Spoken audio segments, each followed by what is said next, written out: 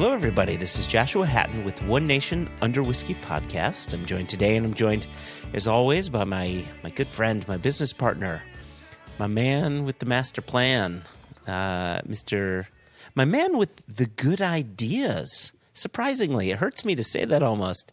I'm going to say it anyway. My man with the good ideas, Mr. Jason Johnston. Some people will say John Stone. Yellen. Good grief.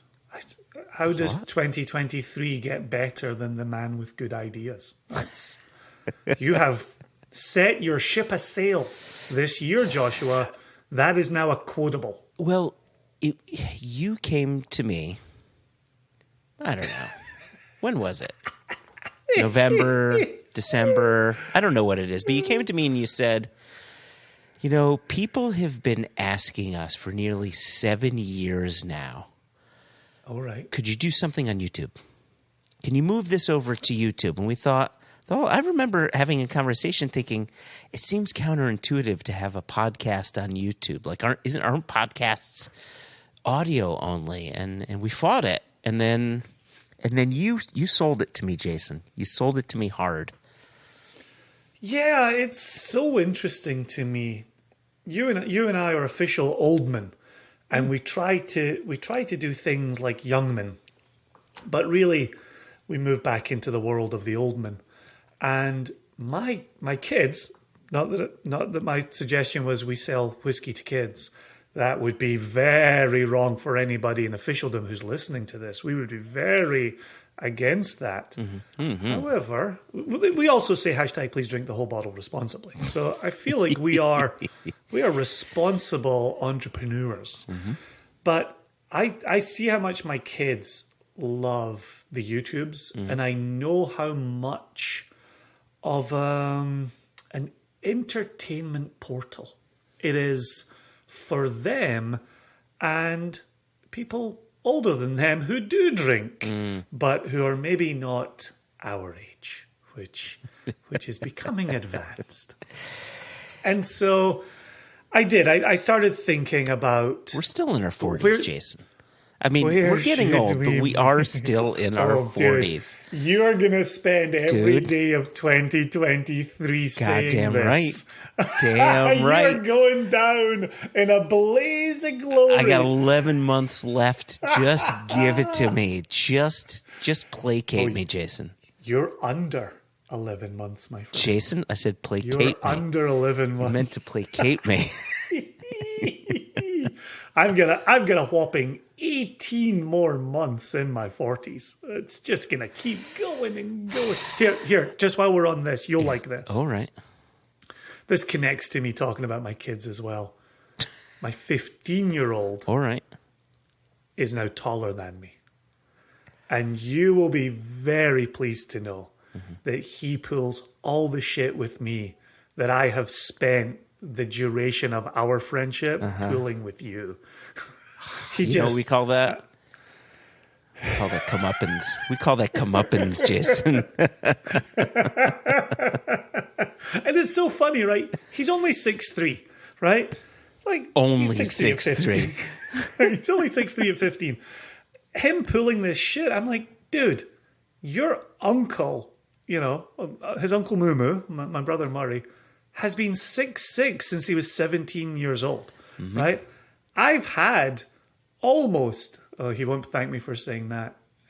Let me think how the math works on this. I have had over 20 years, I think it's over 25 years, of Uncle Mumu being 6'6", right, to my mere 6'2". So I'm used to having somebody taller than me, right? Greg Swartz is taller than me, right? Like it happens. I'm okay with it. But the fact that, it's such an achievement for him to be the height that he is. And if he gets another half inch or inch before his younger brother's bar mitzvah in June, he's going to be even more insufferable. I'm not even going to say insufferable, more insufferable than he is right now. So All right, so I guess I need to wear platform shoes when I come down for the bar mitzvah. I think at that point you're talking stilts. So listen, hold on. We're getting a bit off track. I wanted to get back to the compliment of you and your idea to bring Extra Extra, our bi-weekly podcast, to the land of YouTube. But tell me you're not incredibly happy that I'm getting my comeuppance. I kind of want to break that out on special occasions. Like that, I do love it, but I'm gonna pepper that where and when needed at very strategic times in your life where it's gonna hurt you the most. Okay, that's fair. That's perfectly fair. Perfectly fair. I have made fun of your hobbit height for a dozen years, and it's only 5'10" and 3/4. 5'10" and 3/4. 5'10" and a quarter, actually. I've shrunk in my what you call old age. I'm not even 50 yet, Jason. All right, so store away the comeuppance. You can enjoy that. Absolutely enjoy that. But back to me having a good idea. Yes. But you were instantly on Enough board. about me talking about me. Why don't you talk about me? So sorry, go on. Yeah. Well, exactly that, right? It's always about community with us. Mm-hmm. Always. That is true. And pre-pandemic, we'd started to talk about getting the podcast out and about, but it was One Nation Under Whiskey podcast getting out and about, which will remain in the podcast world. There's the podcast you are currently listening to will remain a podcast in perpetuity. Good clarification. Until I have another good idea. We blow it all up. All right.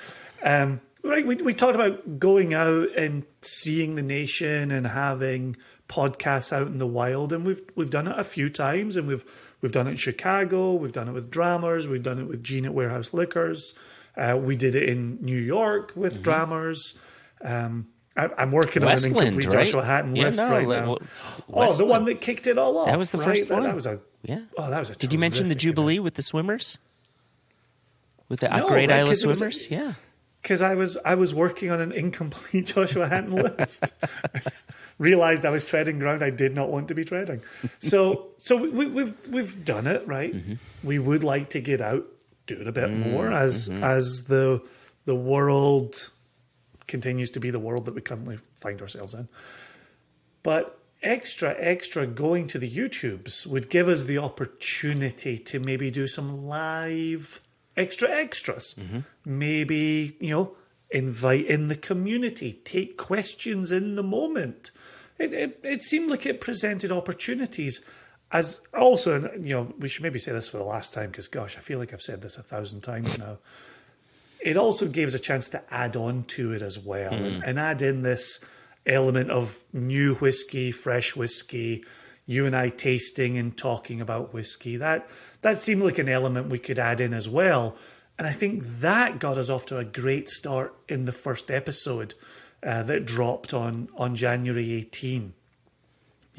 Getting to dip a toe back into the Whiskey Advocate Top 20. We will dip another toe into that on February 1 when the next extra drops on YouTube. But yeah, like even you were texting me like, Jason, you should see the comments that are happening under this. Yeah. Like that's an exciting thing. I really love that. And to end where I began, to be hearing from this community, people that have listened to One Nation Under Whiskey as we stand at the dawn of season 7, those who had listened to Extra through the first 3 seasons and hopefully will continue to listen into season 4 over on YouTube.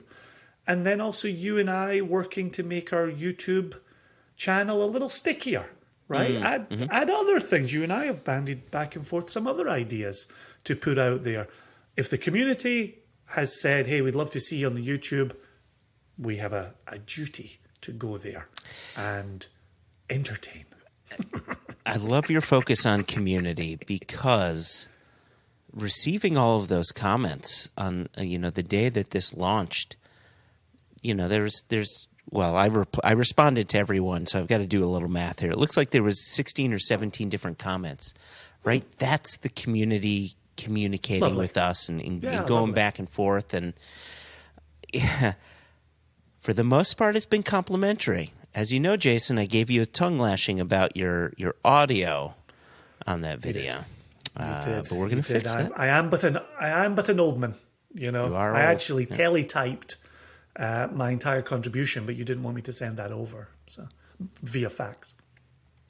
Oh, I thought you were sending Teletubbies. Ah, see? there's an Edrington joke to be made, but we would never make it. Never make it. Never make that one. But yeah, so it's you know, the podcast has always been and will continue, and by will continue I mean One Nation Under Whiskey, but the podcast has always been such a great way to get ourselves out there. And the only times we've had communication back was either through reviews on Apple Podcasts. Sometimes people would say things on Facebook. But here we have this instant interaction with the community, with our listeners, and it's just a handful. Like, I think about the number of downloads or streams we get in our podcast far outweighs what we're seeing with YouTube, and that's just because we're in the building stage. So if you're listening to this now and you haven't heard already, Extra, It's All About Whiskey has moved to YouTube. So you can just go to YouTube, look for the Single Cast Nation channel, and that's where you're going to start finding the Extra episodes. Please, as the kids say, smash that subscribe button.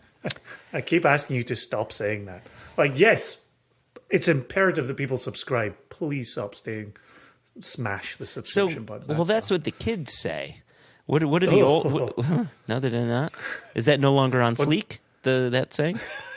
Oh, God. My skin is crawling right now. Is that saying no longer off the Chizane? At what point are you unable to even embarrass yourself because you're just making It's off the hizzock, right? Sounds. Come on, right? What the old men say are, please subscribe. We'd love to add you to the community. Oh, I like that. There's a sincere element to that as well. So See? yeah, no, you're Smash the fucking button. It's just creepy. God almighty. So listen, I want to, later on in the episode, I want us to talk about, we've got some emails that came in, and we have some of this communication on YouTube. I just want to highlight some of it. But Wait, are we still Yeah. requesting emails for the thank mailbag you. episode? Yeah, so this is perfect. So as everybody knows, each year we end our season with a mailbag episode. Now, Season 6 is going to be different from Seasons 1 through 5 in that we are going to be with our dear Jess Lomas and the wonderful Elijah Ammon, Indeed. celebrating Elijah's, hold on to your seats, 30th birthday, speaking of Oldmans. He only has a matter of days left to say he's still in his 20s. Oh my gosh. Screw that guy. Anyway, so it's going to be different in that, you know, you could still send us questions. Please ask us any industry questions that you have, that you want to ask. But also, if you have questions that are specific to Jess or Elijah, if you want us to ask them questions, if you want them to ask us questions, whatever the case may be, questions at One Nation Under Whiskey, no E in whiskey, info@singlecastnation.com. You can definitely get in touch with us that way, and please send us any and all questions you may have. Am I going too far in saying that this is almost like a spousal takeover a la our Thanksgiving episodes? Yeah, it's not entirely a takeover, but it's more of a group chat. Fair enough. Which, of course, we ended up having with the two of us and our two wives. It was a group chat. It was definitely us appearing on their podcast, though. Yeah. Elijah nor Jess are our spouses, so I guess there's that difference as well. Hello? Is this thing on? I just had to start laughing because the listener could not see me very quietly nodding my head. Imagining how Elijah and Jess feel to hear that sentence come out your mouth. So, Jason, now that we got a bit of go ahead. I was waiting on permission to do the transition because I have a real cracker up my sleeve.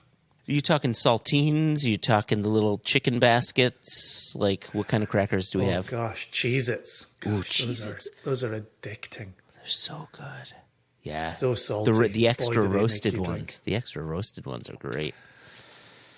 Let me transition because previously I talked about community. We talked about YouTube. We talked about the podcast. Checks out. Talk about the nation. Today's interview is with somebody who we met through our Podcast community. We received a missive from Colin of the Plural Mairs in New Zealand town. Yeah. Down there. Yeah, down there. Officially down there, near Hobbiton. You would know. And so... You mother... Drinking more whiskey. And Colin wrote in multiple times and talked New Zealand whiskey and talked about the value of getting down there and the value of seeing things with their own two eyes. And it sparked internal fights because Jess Lomas wants to be the one going down there. It's a whole thing. It's a whole thing. Yeah. Now, that's what the kids say, right? It's a whole thing. It's a whole mood, I think the kids say. Did I say mood? Is that So- like high-key, low-key? Sorry, go on. Yeah, not the Marvel universe, the Peter Jackson universe. So yeah, we've had this correspondence with Colin of the Plural Mairs. He is now employed by Waiheke, the distillery down there. And boy, oh boy, did we have a fantastic chit-chat. Yeah. With him and Mark down there. It was absolutely brilliant. a real cracker. And it's one of those fun ones where you and I, sitting in the northern hemisphere, seeing slate grey skies and colder temperatures, we had the opportunity to dip into spring, burgeoning summer. Isn't that amazing? Absolutely fantastic. They were getting excited about their upcoming season, making moves, opening doors, outside dining. I was more than a little envious, but they were good company.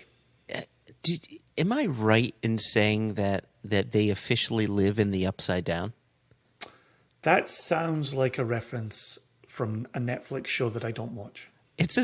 Well, I'm glad that you got that it's from a Netflix show. It's from Stranger Things. Jason. But here's the thing. I'm always cautious of agreeing with you because it often has implications. And so if I agree with you that they are officially in the upside down world, does that mean they're evil? It totally means they're evil. And they're Right? not. They're not evil. They're not Right? haunted. They're just, up is down, left is right. I mean, here we are in winter and there's spring going on summer. It's so interesting to see them entering summer while we're battening down the hatches and getting ready for the chillier weather. That's all. It's true. Yeah. It's true.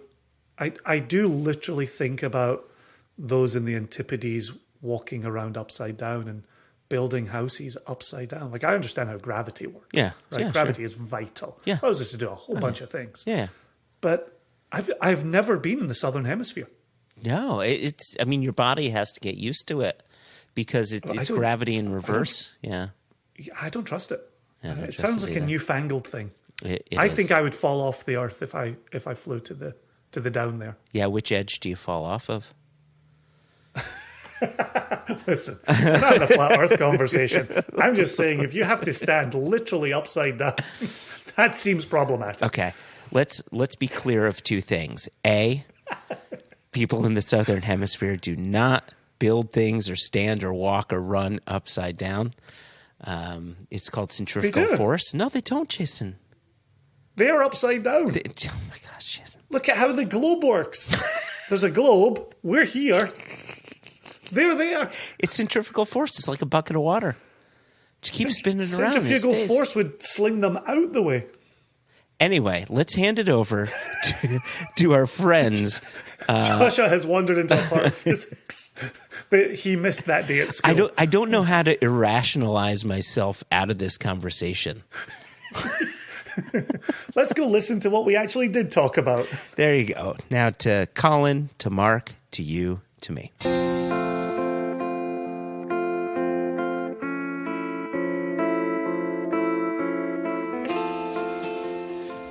We are very lucky in that we've got not just a distillery guest to the podcast, but two distillery guests to the podcast, and one of them has been a listener of the podcast for some years. We've got Mark Izzard and Colin, the Pluralized Mairs. Everybody, you heard it here first. The Pluralized Mair is here from, and this is my specialty. My specialty is pronouncing Australian and New Zealand words, and then you get to tell me how wrong I did it. Waiheke whiskey? Close. So I like them both staring at you. It was such a distinct pause. Well, funny, do you want to tell them? No, do you? Funny you should start with that, and good actually that you should start with that, because there are two accepted pronunciations. So actually, properly, the Maori, it's of course a Maori word, the Maori pronunciation is Waiheke, but 9 times out of 10 you'll hear people say Waiheke, and so which is what I said. Okay. Kind of. You said something else. Did I? Say it again. I don't even know. Say it again. Waiheke. No, I said Waiheke. I said Waiheke. We'll listen back. But yeah, Waiheke right. or Waiheke. It's a bit like Cadenhead. Oh, there you go. Cadenheads. It really is a joy having you guys on here. And it's interesting, you know, when we first heard about you, it was actually through Nick Ravenhall of Holyrood, because I know he came to visit the distillery, and he says, there's this guy, Mark, on this island, and he's doing this crazy thing with weird stills and crazy whiskey. And I'm like, okay, all right. And I did a little research, which is something we don't often do on this podcast, but I did a little research. And I went to your website and saw that your stills, or at least one of them, I think is your spirit still, is in fact kind of crazy to look at. It's got sort of an unusual pop to it. And so I'm painting this picture of craziness and weirdness, and I want to know, Mark, how much of that is warranted? I don't think we're that weird. I need to look at.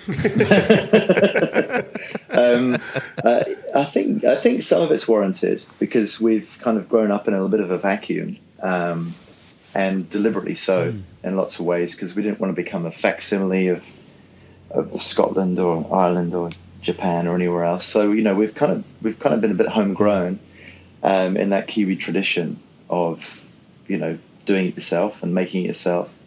The fundamentals are the same 3 ingredients and the same double distillation, same copper pot stills. But we just approached it from there's 2 reasons why our stills ended up that way. One was we built them ourselves. And so, when you're making something yourself and you're not necessarily have the skills of a sort of, 50-year accomplished coppersmith, of which there's very few around. And also because the guy I started the distillery with, 2 of my friends, one who's a beekeeper and the other guy is an engineer, and he's a very interesting guy. He lives in Sausalito on a houseboat. He's a maker, history of a computer engineer and scientist, and he said, why are they that shape? Why can't we make them something? And I said, well, copper contacts everything. And he was like, well, if you want copper contact, you want to be a pyramid. That's the largest volume to surface area ratio. and that's an easy shape to make out of copper, but a pyramid stills probably wasn't that practical. So yeah, it ended up being a geodesic. As experimental really, and we used that on our first still, the whole geodesic thing, but that was pretty impractical. So we just used it on the shoulders, and it's worked well, as you'll see, hopefully, when you taste our whiskey. So was some of that, did that shape help make the building of the stills a bit easier because you could just go piece by piece by piece? Yeah, so we so traditionally, obviously, it's beaten out of a whole single piece of copper, so this was lots of different reasons. We made it in CAD, the design in AutoCAD, out of these little these triangles. So we water jet the triangles, so you can use smaller pieces of copper, which are cheaper. You can replace bits if they break as well, and so we laser jet them, actually water cut the triangles, hand bent them, and then riveted them together, and then welded that to make the shape. There's photos on our website if anyone's interested in the in the crazy construction. And we built it in the shed, and I guess that it was just an easy, practical way of making a dome shape that had a large surface area. And we didn't know if it was going to work, but it turned out it worked great. Wow. But it's only on one of your stills. Am I correct in that? In our first, we've built a bunch of different stills over the years, and our first two stills that really worked well. The first one was completely geodesic, and the second one was just on the shoulders. So our wash still had it just on the shoulders. Our spirit still was completely geodesic. On our brand new stills that we've just had commissioned by Speyside Copperworks, we got someone that knew what they were doing to make them for us this time.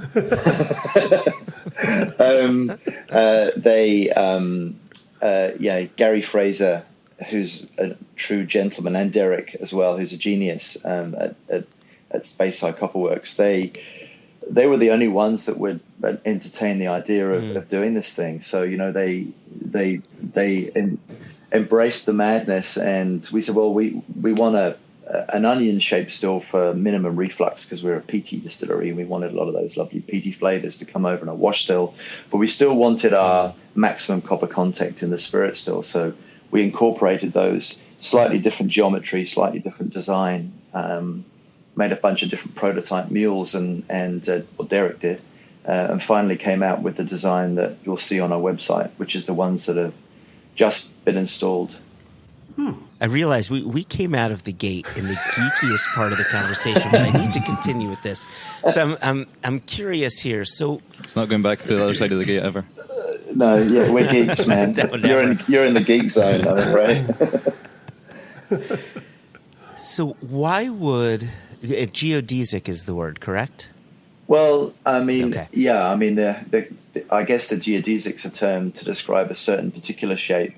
The idea is to try. Yeah. The idea is to try and get as many flat surfaces as you can for interaction with the copper, with the set volume you've got. So the still size volume inside is set to whatever it is, 2,000 liters, 3,000 liters, and then the smallest volume to surface area is a pure sphere, and the biggest is a pyramid. So the more flat surfaces you can get, then we've got lots of interaction with lots of reflux going on, and lots of interaction with the whiskey on those flat surfaces, and that's what you want. So it creates quite a nice light spirit. We've used it on our spirit stills because that gives us a lot of control, so we can run that harder or slower, and that's really the wash still is just get that good stuff out as fast as you can to retain a lot of that peaty goodness. But the spirit still, you really want to tweak your profile, and that's why we've done it that way. Perfect. You answered my question without me having to ask it. I really wanted to know why it was beneficial to put that shape on your spirit still as opposed to your wash still, because what I assumed is exactly what you said, right? Where you're doing a good bulk of the work in the wash still, and then you get to fine tune with your spirit still, and you can adjust as you see. So there you go. You have fully answered it. Thank you. I was curious, just in talking about the copper, we hear the mythology out of Scotland that you replace a still, and if it had a dent in it, you put a dent in the same place in the new one.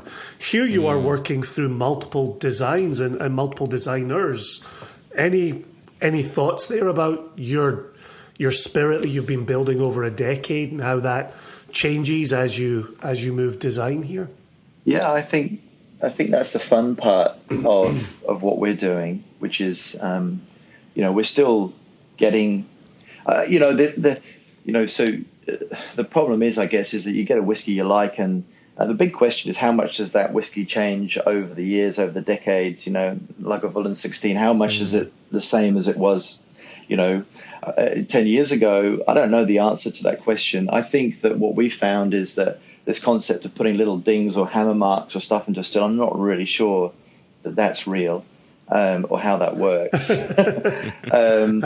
because there's so many variables. But I guess if everything stays the same all the time, then little things probably do make a difference. But I mean, we found that there's so many variables in doing this the handmade way. So we're a craft distillery, and by that I mean we're still physically, it's not a press the button, whiskey comes out the other end. We're pretty much hands-on with everything we do, and so that human element increases the variables. And so I think that the stills, sure, they're part of it, but I'm sure there's much larger variations come from obviously your barley, your cuts, how hard you dry the stills, the speed of distillation, the temperature, ambient temperature outside, and temperature in your brew house is going to affect your reflux. All these things, there's so many variables. Yeah. So, that makes good sense. Yeah. So I think that, with these big guys, yeah, sure. I mean, that's their profile is their profile, and you don't really want to mess with it. For us, we're still in that really fun stage of put this in, see what comes out, wait 5 years later, start cracking the barrel open. Oh, that was good. What do we do? What was and we've written everything down, as you'll see in our tasting packs. We're nothing if not methodical in what we do. Yeah. So with that in mind, right? It really sounds as if you're discovering yourselves, right? You're in that evolution period of seeing how you're making your whiskey and what it could become, and maybe you're going to tweak it here or there. But I wonder if from the outset you took inspiration from any particular distilleries to sort of, try to follow that path. Not really. I think that, the story starts way back 2008 with one of my business partners, a beekeeper. And we had all this sugar water from washing down the honey frames. And we started off actually making a mead and then distilling the mead in a little pot still we had. New Zealand's got crazy laws. I mean, you can go and buy a still and get into it, without having a license, and away you go. So, Nice. so we were making initially sort of distilled mead, and I'm a whiskey lover, and so it was a simple step then to get some beer and start boiling that, and away we go. And so the realization that actually, hey, we can make whiskey here, dawned on us slowly, and it was always an ambition. But in those experimental early days, we were trying to make all sorts of stuff, anything we could, see how it went. And it wasn't until we met this guy called Tony Denny, which is I'm doing a lot of talking here, but that's a long story. But Tony is a brewer, a very famous brewer in New Zealand, who was part of Lion Nathan Group for 30 odd years. He started as a very young man as an apprentice, and I met him through a charity that I worked for that he sponsored, and he came on the scene and taught us how to brew. When we started to learn how to brew, that really and then opened up this world of New Zealand malts and barley and various things that were so exciting that we didn't really look to anyone else for any inspiration. We're just, we're going to make a New Zealand product. This is what we're going to do. Away we go. So that's how it happened. So given that we came out the door getting geeky about stills, given what you've just said, Mark, I'm going to jump ahead to a question I was going to ask much later, which is, right now in the US, we're having this wonderful reckoning around what is an American single malt. And here you are just now saying, we just set out to make a good New Zealand spirit. Is there anything in the books? Are there parameters that you must operate within to be a New Zealand whiskey? Or is it those three basic ingredients that you've been talking about and everything else is pretty much allowed? Yeah, that's a great question. I mean, so the history of whiskey in New Zealand dates back a long way. The Scots were a large part of our history for people coming into the country, and there were a lot of distilleries operating back in the day.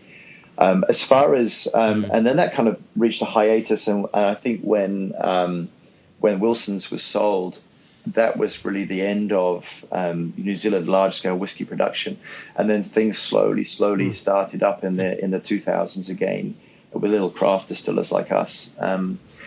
So recently we've put together the New Zealand Whisky Association to beat out a few rules around this, but it's pretty loose. Essentially, it's got to be 100% New Zealand barley. It's got to be double distilled in coppice pot stills, and it's got to be a minimum of 2 years old before you can call it whiskey and sell it. And just those three ingredients are the basis of where we're at. So that's to make it using a single malt.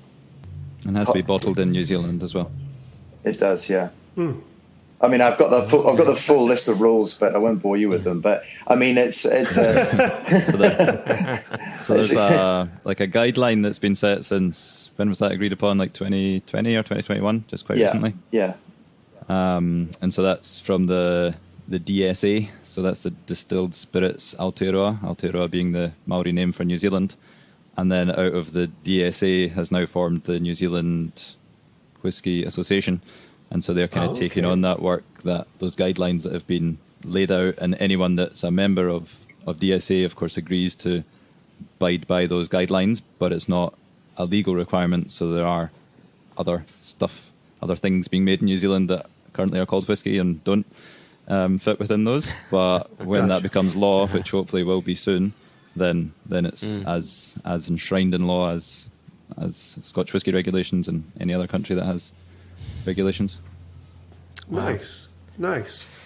Do you think that'll then allow the category to build globally, or is that just rules within the sandbox for how you all want New Zealanders to be doing this? What do you see the future ramifications of this being?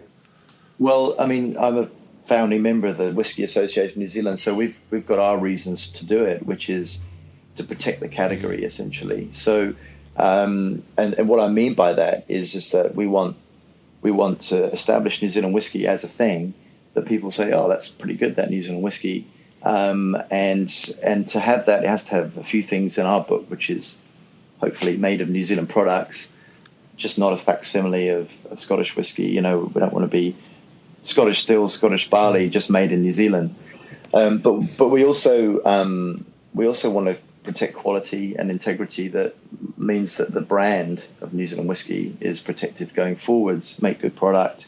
And so people feel that if they're buying this stuff, it's just not imported Scottish whiskey that's relabeled, or, you know, it's not got a bunch of additives in it and bits and bobs. So, you know, our guidelines are very similar to Scotland. You can chill filter if you want to. You can. The only thing you're allowed to add is non-flavored coloring, which is the caramel. Personally, we don't do either of those things. But I mean, for a couple of the bigger whiskey distributors who felt that was important to maintain consistency, particularly in coloring for the Asian market, you know, that was decided that was definitely fair enough. But I think the idea is what we're trying to do as a group, and it's a very cohesive group of I mean, it's a pretty fledgling industry, is to try and get New Zealand whiskey as a high quality product that's out there, that people can say, oh, actually, you know, that New Zealand whiskey, like Japanese whiskey, you know, is good. I might give it a go. Yeah. Yep. Yeah, I think like Japanese whiskey and Indian whiskey are good examples to look to for New Zealand. I think that Indian whiskey's certainly done a lot of the good work for educating consumers on the fact that it doesn't have to be 12 years old and up. It can be 5 or 6 years old, because it's a different climate and maturation works differently here. So I think that has certainly laid the way for people that maybe 10 years ago would have, or 10, 15 years ago would have scoffed at the idea of Japanese whiskey. Now they're the ones going into shops and saying, "Have you got any Japanese whiskey? I've heard it's good." And so we're kind of following behind those other New World whiskies that have set the path for us. Nice. Yeah. A couple of years back, we, in our first interview with Lee and Bree at Backwoods Distilling out of Yakandanda, hopefully I got that one right. I know it's a different country, but still.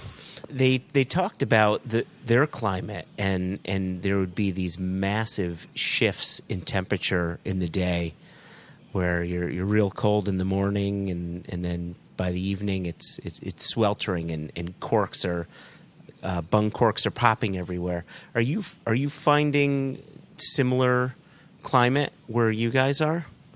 What is that climate, and how does it affect your whiskey?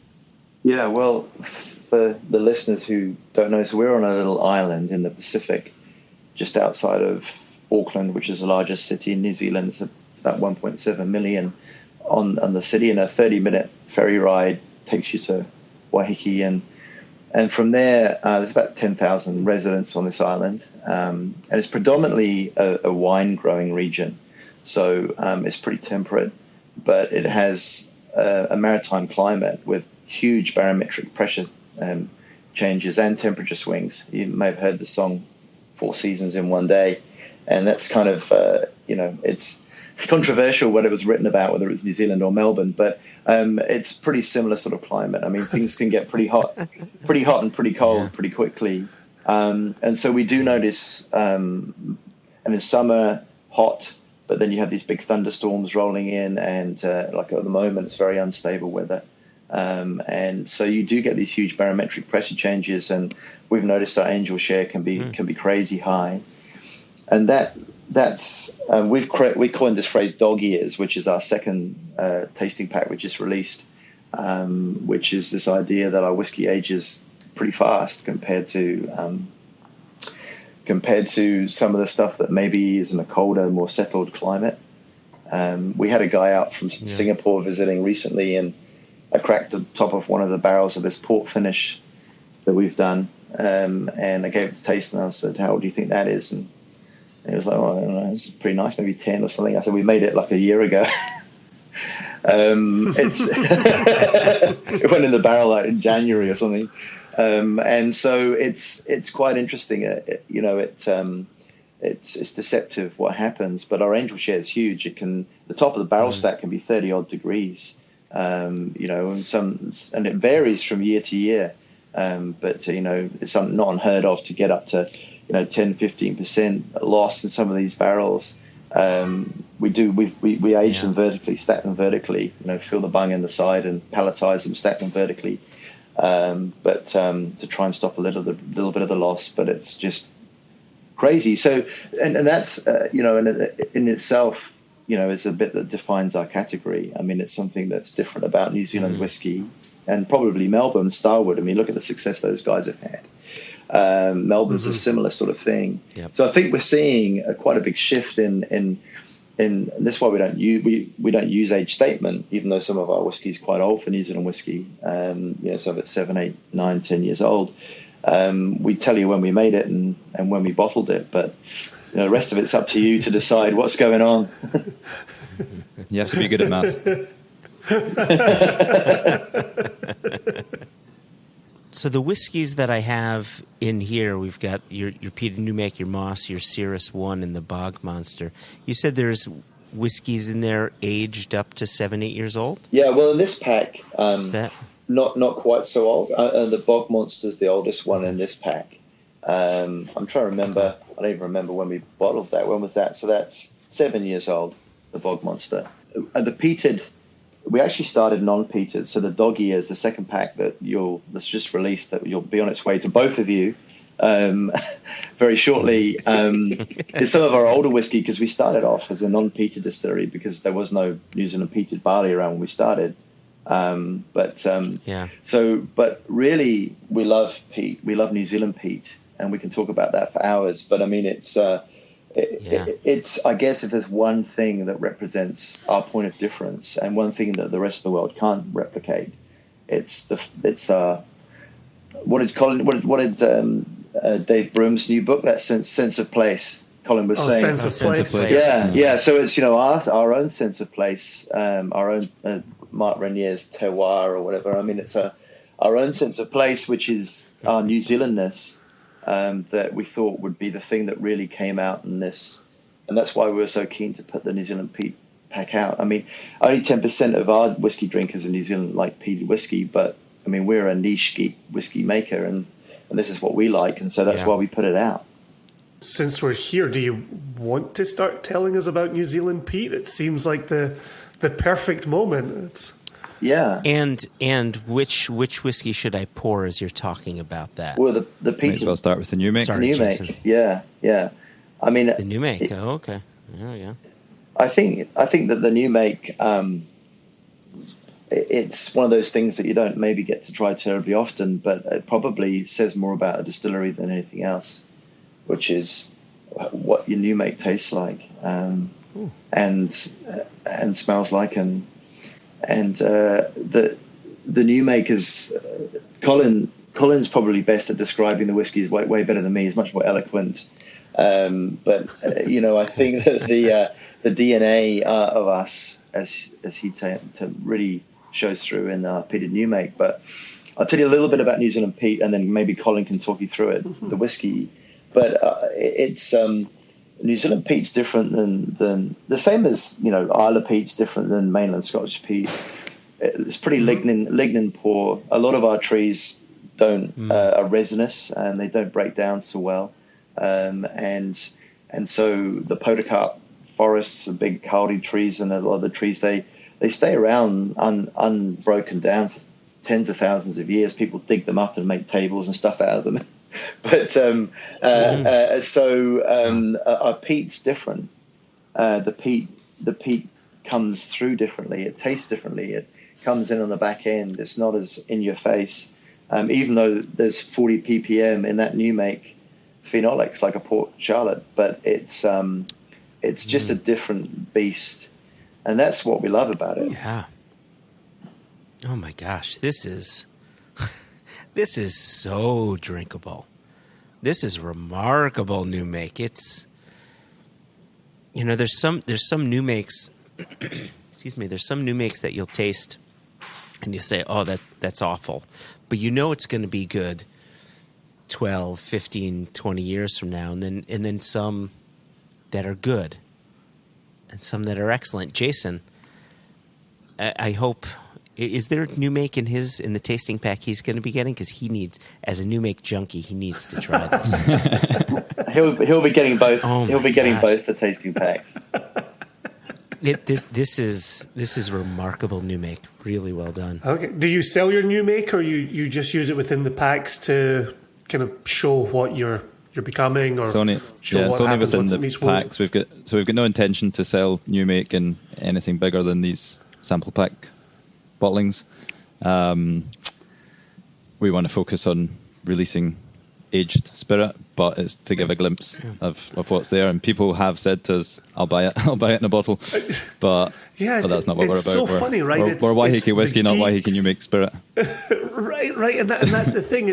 It's always the geek's question, and I include myself amongst that number, right? Where I would love to be drinking some new make, have some new make available.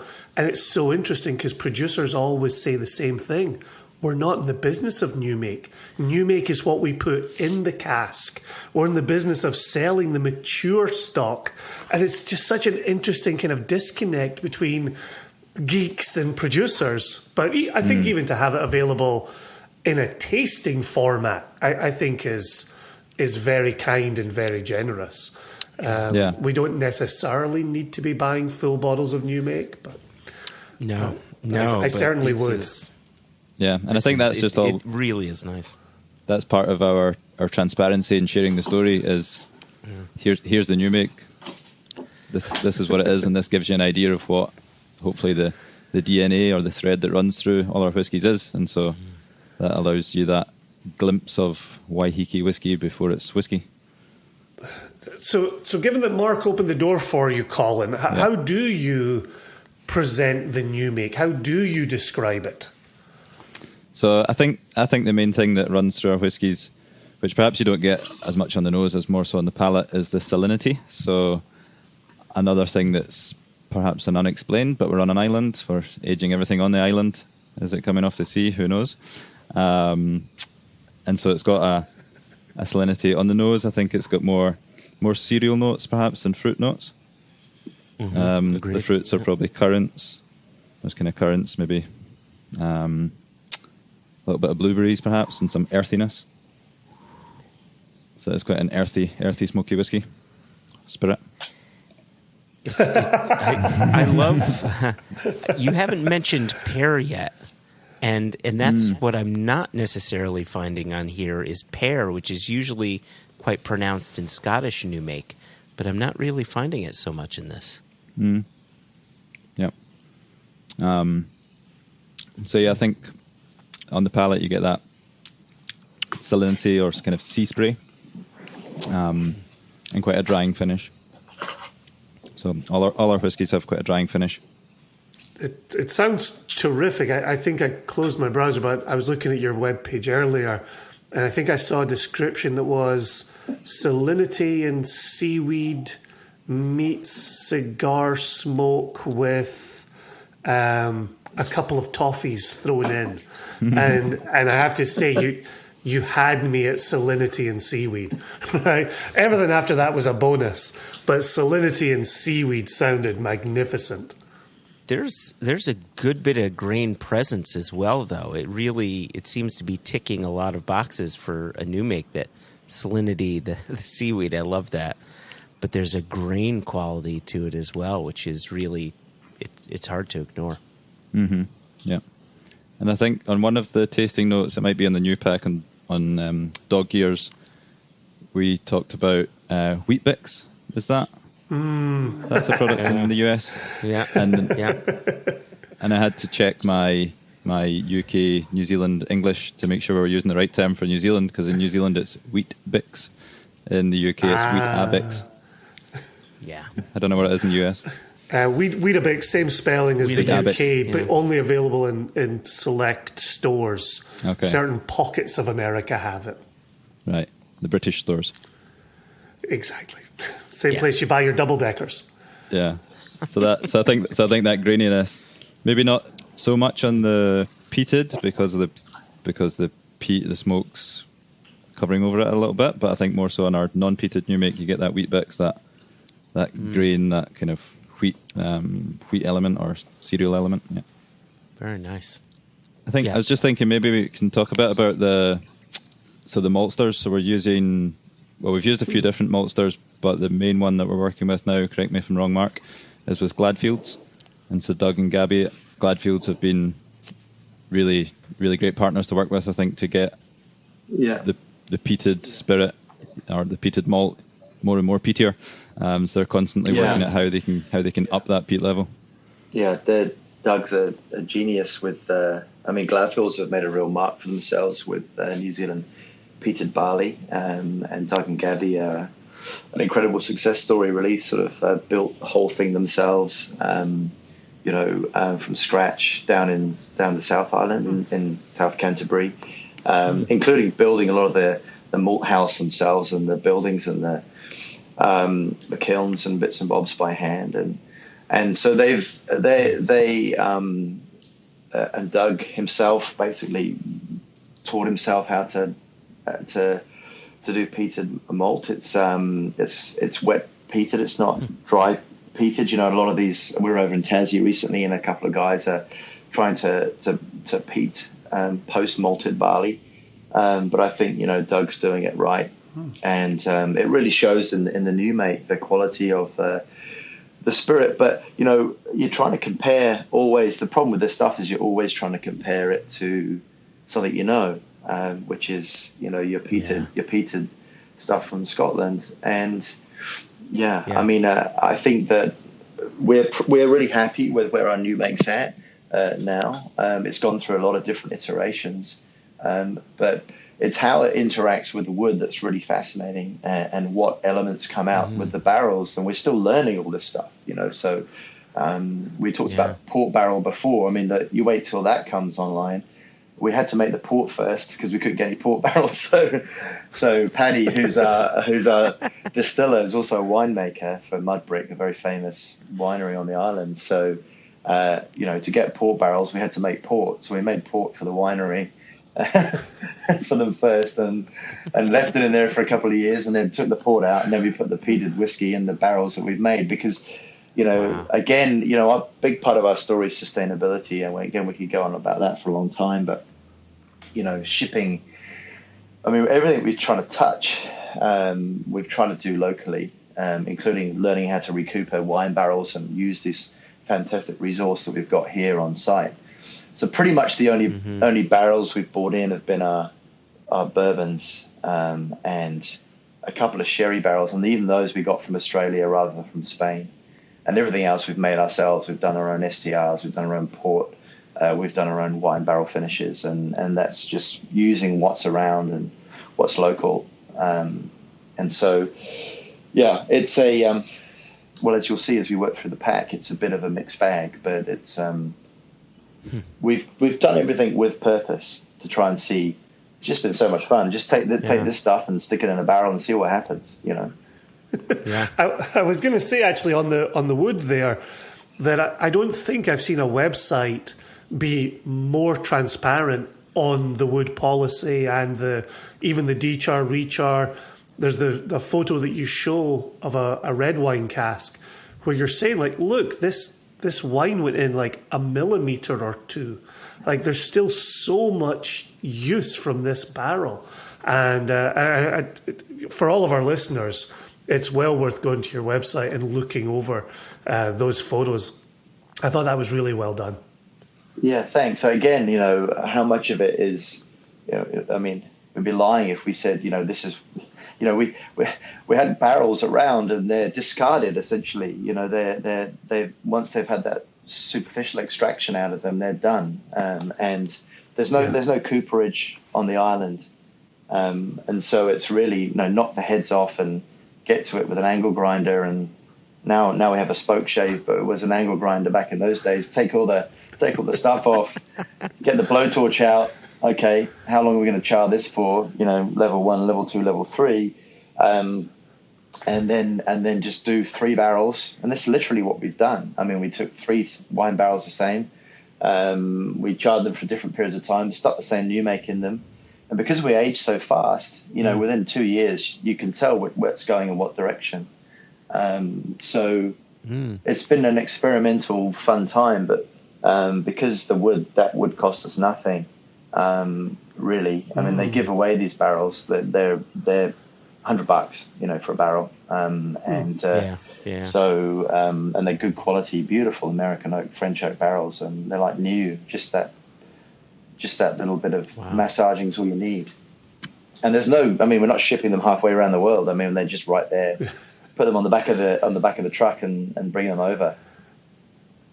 Yeah, and I think that's where we're really fortunate that we have. There's like around 30 wineries on Waiheke Island, so there's an abundance of wine barrels available. We probably don't want to go too far down the route of becoming just a wine ski, a wine whiskey, but we have done some really interesting wine finishes. I think one of the things that we are still looking to expand upon or get more of as we start the new distillery going is more bourbon barrels, so fresh bourbon barrels. And if we can get a direct link to a bourbon distillery, shout out anybody listening, or anyone that knows one. And so good luck, mate. Get in line. So if we can get that steady stream, we've got that base of the bourbon barrels, and then we can do a lot of interesting stuff with the local wine barrels, which we've already done, and just the wine finishes. So here's my question on that, and I was thinking this when I was going over your website, because I think you make the same point on the website that bourbon maturation is really where you want the distillery to live, and that's important. And you've just said the same thing, Colin. Given what you're saying about sustainability, given what you're saying about availability, given what you're saying about coopering and decharring, rechar, SDRing on site, why? Why keep bourbon in the equation, and why try to keep bourbon so important to the distillery when you seem to have these other opportunities? What's guiding that? One of the problems with the rapid maturation is just how hot things get so fast. Things get over oaked real quick. And the problem with the minute you shave and retoast a barrel. So there's a big differentiation here we should maybe point out. So these are the minute you take a wine barrel and you shave and retoast it, it's no longer a wine barrel, right? We've shaved all of that wine out of there. It's now shaved and retoasted barrel, right? So that's a little bit different. And so if you said to me, if we continued with this current climate of shipping costs and environmental problems, what's going to happen to us in 10 years? Then we're going to be reusing a hell of a lot more barrels than we do now. And we're going to be reusing these bourbon barrels. And the reason why we like bourbon is because it just works so well. As you'll see, hopefully, you'll think the same as us. It just works really well with our peat. So it introduces a creaminess and that just gentle softness. And in other words, to describe our whiskey as soft. Some people have described it as ethereal, and which is a weird term because often what you're expecting. I think our expectations of New World whiskey or young whiskey is often it's hot, it's all over the place. But what's happened with what we've been doing with the bourbon is it gives us a lovely soft finish, and we don't necessarily see that from our wine barrels, but maybe that's because we're not doing it right. That's quite different to our wine barrel finishes, where we're literally taking a barrel, rinsing it out. It still had wine in it, and then, or even sometimes not rinsing it out, just literally emptying it, chucking like in our Chardonnay finish, and so that's different. I mean, that's finishing an already established aged whiskey. But I guess to answer your question, maybe I've come across wrongly with what we've been doing, but we have been trying to get consistency. And where we get consistency is with our imported bourbon barrels. They're all JD barrels, and they're all the same. So that gives us a level of consistency that we can achieve that we can't really get any other way at the moment until we're talking about clubbing together, two or three of us, distilleries. There's a guy called Matt John's got a fantastic distillery in Pocono who also owns Tullibardine. We've been talking about getting together and getting a machine that we can pop the barrels on and recooper them and clean them and char them and do it a little bit more and a cooper between us and all this kind of stuff. So I think as we move forwards, the bourbon's been our only source of consistent barrels, and that's really the answer to your question. Yeah. Yeah, no, I appreciate your transparency. I appreciate your thoroughness as well, Mark. The thing that gets me in listening to you is I've got Virginia Distillery Company down the road from me, and 25% of their current stock is in STR, what they call cuvee. But they also have a high percentage of bourbon, ex-bourbon casks on site, and that ex-bourbon really allows their spirit to shine through. And in one of our recent episodes, talking with Amanda Beckwith over there, we went through barrel by barrel by barrel, going type, not individual barrels, going over like, what are you seeing there? What's that style bringing to the table? And so to hear you talk about consistency and a nice baseline, that's what everything's built off of. It's a good, thorough answer to the question. So cheers. Thanks, mate. Talking of cheers, should we try another whiskey? Or a whiskey? I think so. This is thirsty work. Yeah, so what should we go with next? So the Moss next. Moss, okay. So the Moss is our peated, of course, 5-year-old. So again, we don't put 5 on the front label, but distilled 2017, bottled 2022. And the barrel sequences, it's been an American oak, which has been shaved, toasted, and recharred, or rechar terminology, and then also an ex-bourbon. And the spirit shines through. There are notes from the new make that I'm also getting here. And what's the ABV on this? So this one's 44%. Yeah. 44. Yeah. So it was interesting. That's an interesting. Yeah. When we were getting to the point of deciding what strength we're going to bottle these at, we tried them at different strengths. I think Mark had already kind of had it at at 44, and this was just about when I got on board with Waiheke Whisky, and we played around in the barrel room with different strengths, and I was trying to push for 46 because I love 46% and think it's a golden number. but we did try it at 44, at 46, at 50, and straight out the cask. And actually at 44 was where the peat came through best. So as the alcohol got higher, it lost the peatiness. So we did just pull it back down to 44, and I think it's just where it shines. Quick question regarding peatiness. You know, in Scotland, when we look at Kilchoman, Ardbeg, we can rattle off the names. They talk specifically about their ppm like you do. You're at 40 ppm. And quite often they find in the first couple of years, the peat actually seems to be amplified through the course of maturation, and then it dips back down. And then as the years go on, the peat just kind of gets matured out, just made much softer. What have you found, with this being a 5-year-old, what have you found so far with your whiskeys, what your peat is doing on that maturation journey? Yeah, that's a really interesting question. I mean, the new make, obviously, bang, it's peaty straight off the bat.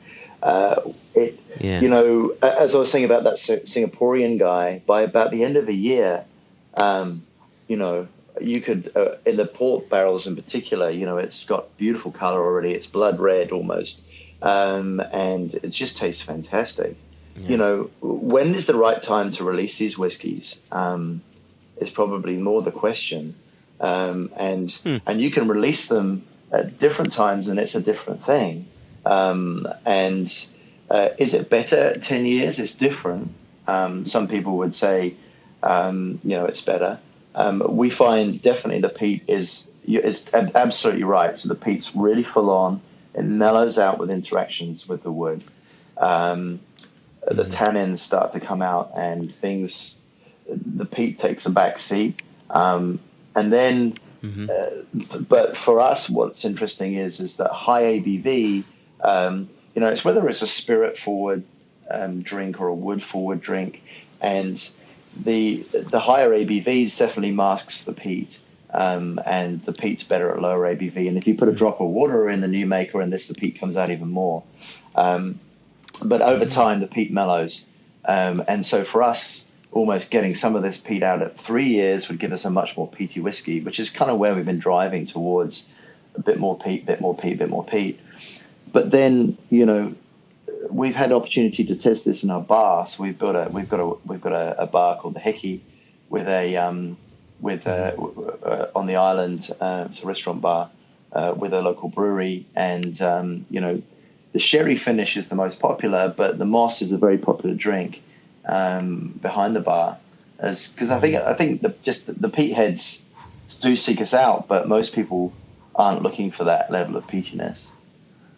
Then maybe we are, the geeks are. Wow, it's so funny, you keep talking about peat, and this is unlike any other peated whiskey that I've had, and so my mind or my palate is trying to make sense of it, because it doesn't come off as peat. It comes off almost toasty and soft and warm.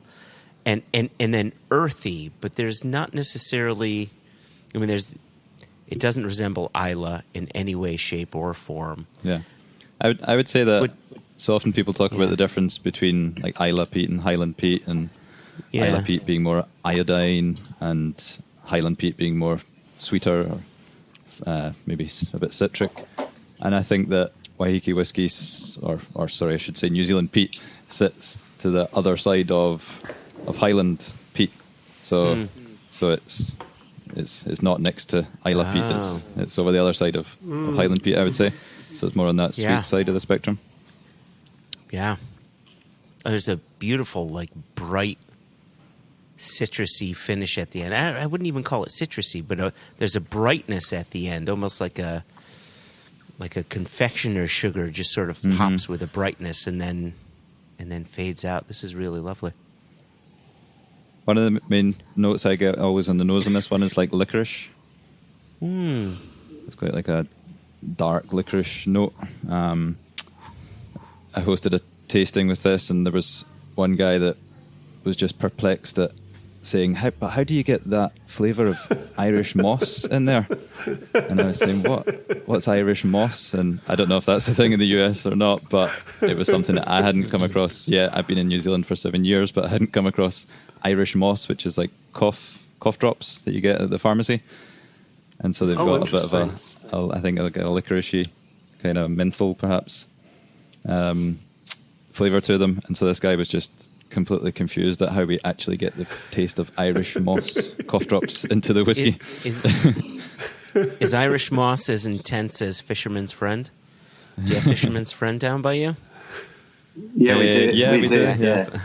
No, it's not. No, it's similar, but it's not as intense. Okay. It's a little chewy. Yeah. It's a little chewy candy, sugar coated candy with this Irish moss stuff in. Yeah. Yeah. And so it was curious as well, just that we'd called the whiskey moss, and this guy was just getting Irish moss. Yeah, right. On it. Yeah, what's the story behind moss, or is it just that peat moss, and you're trying to highlight the peaty aspect of your whiskey? Well, it's not. It's not. It's to almost take away from the peaty aspect of it. I mean, it's what it reminded us of. I guess it's a bit onomatopoeic in a way, but it's sphagnum moss. A lot of it's sphagnum moss peat anyway. We have Restedad peat bogs that are quite different than the high water content peat bogs. This is a shallow peat made of rushes and flax and moss and sedges and stuff and compacted down. And so it just imparts that, and it just had that sort of forest floor, gentle earthiness to it that just reminds you of like a mossy blanket or something like that. And so that we name our whiskies after various certain geeky things. And this was just a great name for this whiskey. It just tasted like moss, so we called it moss. I love it. It's what it says on the packet. Sometimes they name themselves. Absolutely, yeah.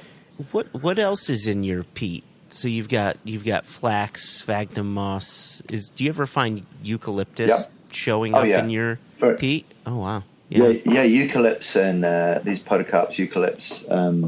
Manuka and Kanuka is tea tree. So we have, that's a predominant native and a big component of that. So tea tree, eucalyptus, you can taste all those things, sandalwood, jasmine, all those flavors are kind of in there, wedged in into this moss. And it's we just thought it was quite a nice, gentle introduction, a gateway into New Zealand peat, really. Because peat is just such a divisive word, When people come in, and I always ask them at the bar, what would you normally drink? Oh, I don't like that peaty stuff, that lager, whatever it's called. They'll say that lager stuff or Lefroy or the stuff that tastes like burning hospitals. So it's like the moss, and I like that. What's that? Well, it's our peated whiskey, but it's a different type of peat, and that's kind of how we get you hooked. It's so tough, right, to have somebody walk in and say, "Oh, I don't like those peaty Scotchies," and then yours is nothing like that, right? It seems. I've always said this, we've talked about American whiskey and Scottish whiskey. It's the same. It's a shame it's the same word, because they're doing very different things. And it's a shame the word peat is consistent between those two, because it seems like your flavour profile is presenting something else, right? To the point that people like it when they don't necessarily like Isla peat, which not everybody likes Isla peat. Yeah, I think also, it's what people are introduced to the first time round. And if you're having a Lefroy or an Ardbeg, it's not for the faint-hearted. And that can put you off peat pretty quickly. And also people maybe try that early on in their whiskey journey and then slip back to something not so peaty and I prefer that. And, that certainly happened to me. I mean, over time we grew to love peat, and then I became a peat head, but I didn't start there. And So we were pretty conscious of that and of course this is our first foray to the public, right? Who are we? What are we going to be? You know, and you've got a relatively, what's the right word? The New Zealand public. This is a New Zealand whiskey, and we've got to try and put our best foot forward. What do we do? How do we do that? How do we get that out there? We've got to be careful with high ABV, because, you know, that although the geeks love high ABV, your average person picking up a pack or buying it for granddad doesn't love high ABV. So again, all these things, you know, were really important to us when we thought, well, how are we going to launch this thing? What are we going to do? That's why we put the pack out. So we've got high ABV in the pack, but we've also got low ABV in the pack. So, you know, that's why everyone said, why'd you do that first? Why don't you do a first release bottle? Because that kind of really railroads you into something that we're not, which is we're not a high volume producing distillery at the moment. We might become that, but right now we're still sussing out. We're just showing the world what New Zealand can do, I guess.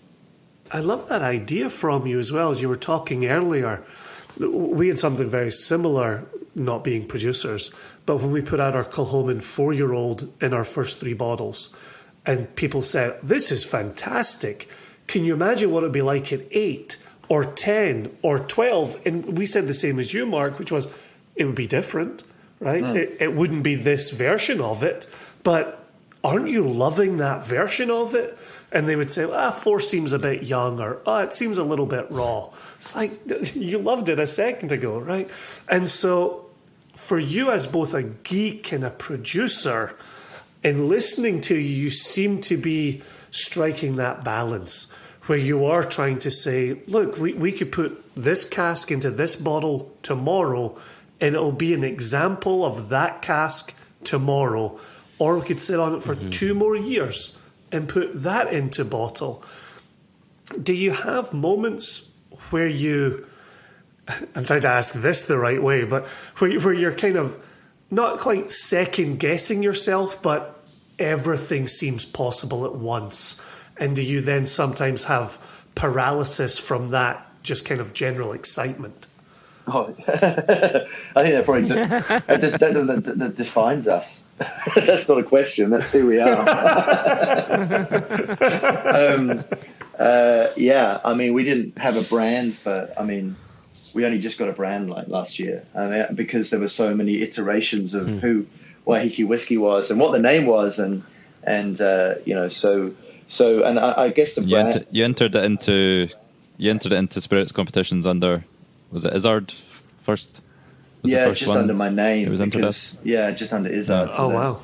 Because we just didn't really know who we were or what we were doing. We were just making whiskey. I mean, literally, we were making whiskey for making whiskey's sake. I mean, that's really what we were doing. Yeah. We've all got day jobs still, and you know, this was a hobby that got really out of hand pretty quickly. But we started off making whiskey for whiskey's sake, and then when you do that, I guess you're just concentrating on the whiskey, and the bottling and the packaging and the peripherals just the last thing. That a lot of these brands kind of get created as brands. They're selling new make, they're selling gin, they're selling vodka. We did it the other way around. We just made the whiskey, kept making the whiskey, and then when we were ready to do it, we thought, okay, now it's ready to release, and we've got stuff to back ourselves up, and we've got a nice catalogue of stuff we can release and keep people interested in it, and try and make it the geek's way of making whiskey, I guess, which is making whiskey for whiskey's sake. And so with that comes this huge back catalogue of what are we going to do, what are we going to release first, what ABV, how much, you know, how are we going to price it? You know, we don't want to make it crazy expensive. Like a lot of the New Zealand whiskies have been $300 a bottle, and it's like, you know, well, we don't really want to do that. Because we want people to buy it and drink it. And then, so the tasting pack idea, whether or not it's a good idea or a bad idea will be seen. But the idea was, well, let's try and get as much of our whiskey, just to show we're not a one-horse, you know, show, just to get our whiskey out there, different varieties quickly, and then people can say, oh, I like that one, don't like that one. All these guys are serious about what they're doing, I guess. And that's hence on the tasting mat, you know, we've tried to be as inclusive with the information as we can, for people to see what we've been up to. I know you said a moment ago that you're. I don't know if it answers the No, question. you did. It's just Jason's going to follow up because that's what Jason does. But you said a moment ago about getting as much of this out and kind of seeing where it lands and seeing how it resonates. Is there a part of you when you're lying in bed at night, you are thinking about what a standard offering might look like, what form that would? Is there a goal to get to a standard offering, whether that's 4 years from now, 10 years from now, or 2 months from now? Is there an idea of that resonating with you? Absolutely, yeah. I mean, there has to be. I mean, I think that it's all well and good doing what we're doing at the moment, and that's because we're having fun. We're having fun, and we're trying to establish. But it's also a bit of market research too. I mean, what sells, what doesn't sell, what people like, what they don't like. Sure, we can pig-headedly make what we want and forever, and this is what we're doing, and you better like it, and if you don't like it, well, and sure, the long tail's probably out there too, and probably people will buy it. But as we've got the capacity to make 1,000 bottles a day with a new distillery, you don't want to be doing that and people not liking it. So we do, but that's fun too, because we really know the direction we're heading in, which is sort of towards the end of this tasting pack, when you're starting to get into the Ceres and the Bog Monster. You see our DNA, we know where we want to be. And I guess the big thing is, are we going to be just peated or non-peated? And I think we've decided we're going to be both. We're going to do a Waiheke Whisky peated and a Waiheke Whisky non-peated. And a couple of barrel finishes here and there as special releases. But predominantly, yes, there's going to be a profile. We're going to stick to it, and that's what it is. And we'll have our core ranges, which will be in different batches. So batch 2 of Moss might not be quite the same as batch 1 of Moss. Sure. And then we'll have Ceres. This is Ceres 1, which is the next one in our tasting pack. And then there'll be a Ceres 2 and a Ceres 3, and so on and so forth. And then the main non-peated release, which is part of the core range, is called the Sweetwater. So that's in the Dog Years tasting pack, the tasting pack 02. So we've got a lot of numbers and codes and release numbers and Ceres 1 and Ceres 2s. Yeah. But those will essentially be the core range, but with batch variation between them, and then special releases as well. So special release like Bog Monster, that comes under the SC. There'll be a tasting pack for that as well, which is Special Circumstances, which Mark can talk more to the name on that one. But then SC also for single cask, so special single cask releases. There you go. Yeah. So The SC. the SC. Well, the idea is that so we split the range into 4. It may seem initially confusing, but it's pretty simple. So we've got peated, non-peated, and then we've got wine finishes. And sherry finishes. So sherry sort of sits on its own category, I think, and wine we've made a category, and we've color coded them. So green will be anything that's peated, light blue is anything that's non-peated, a deep dark blue is a sherry finish, and that may be peated or non-peated, and then our red is our wine barrel finishes, which are predominantly red wine barrels. And then special circumstances is anything that we think that stands out, that's a single cask, that will release super geeked whiskey, so high ABV or single cask or whatever, and that's our black label.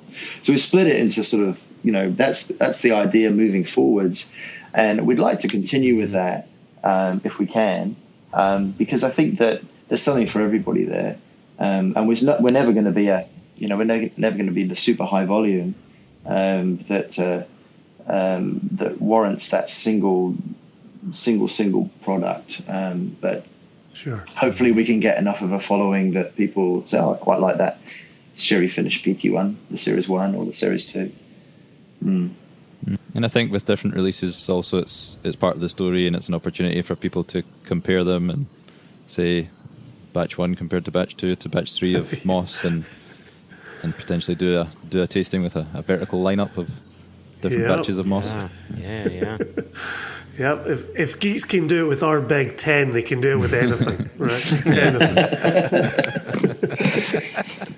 And I've been among that number as well, so I know of what I speak. So the Ceres 1, this is your sherry cask finish? Yeah. So Did I have that right? Yeah.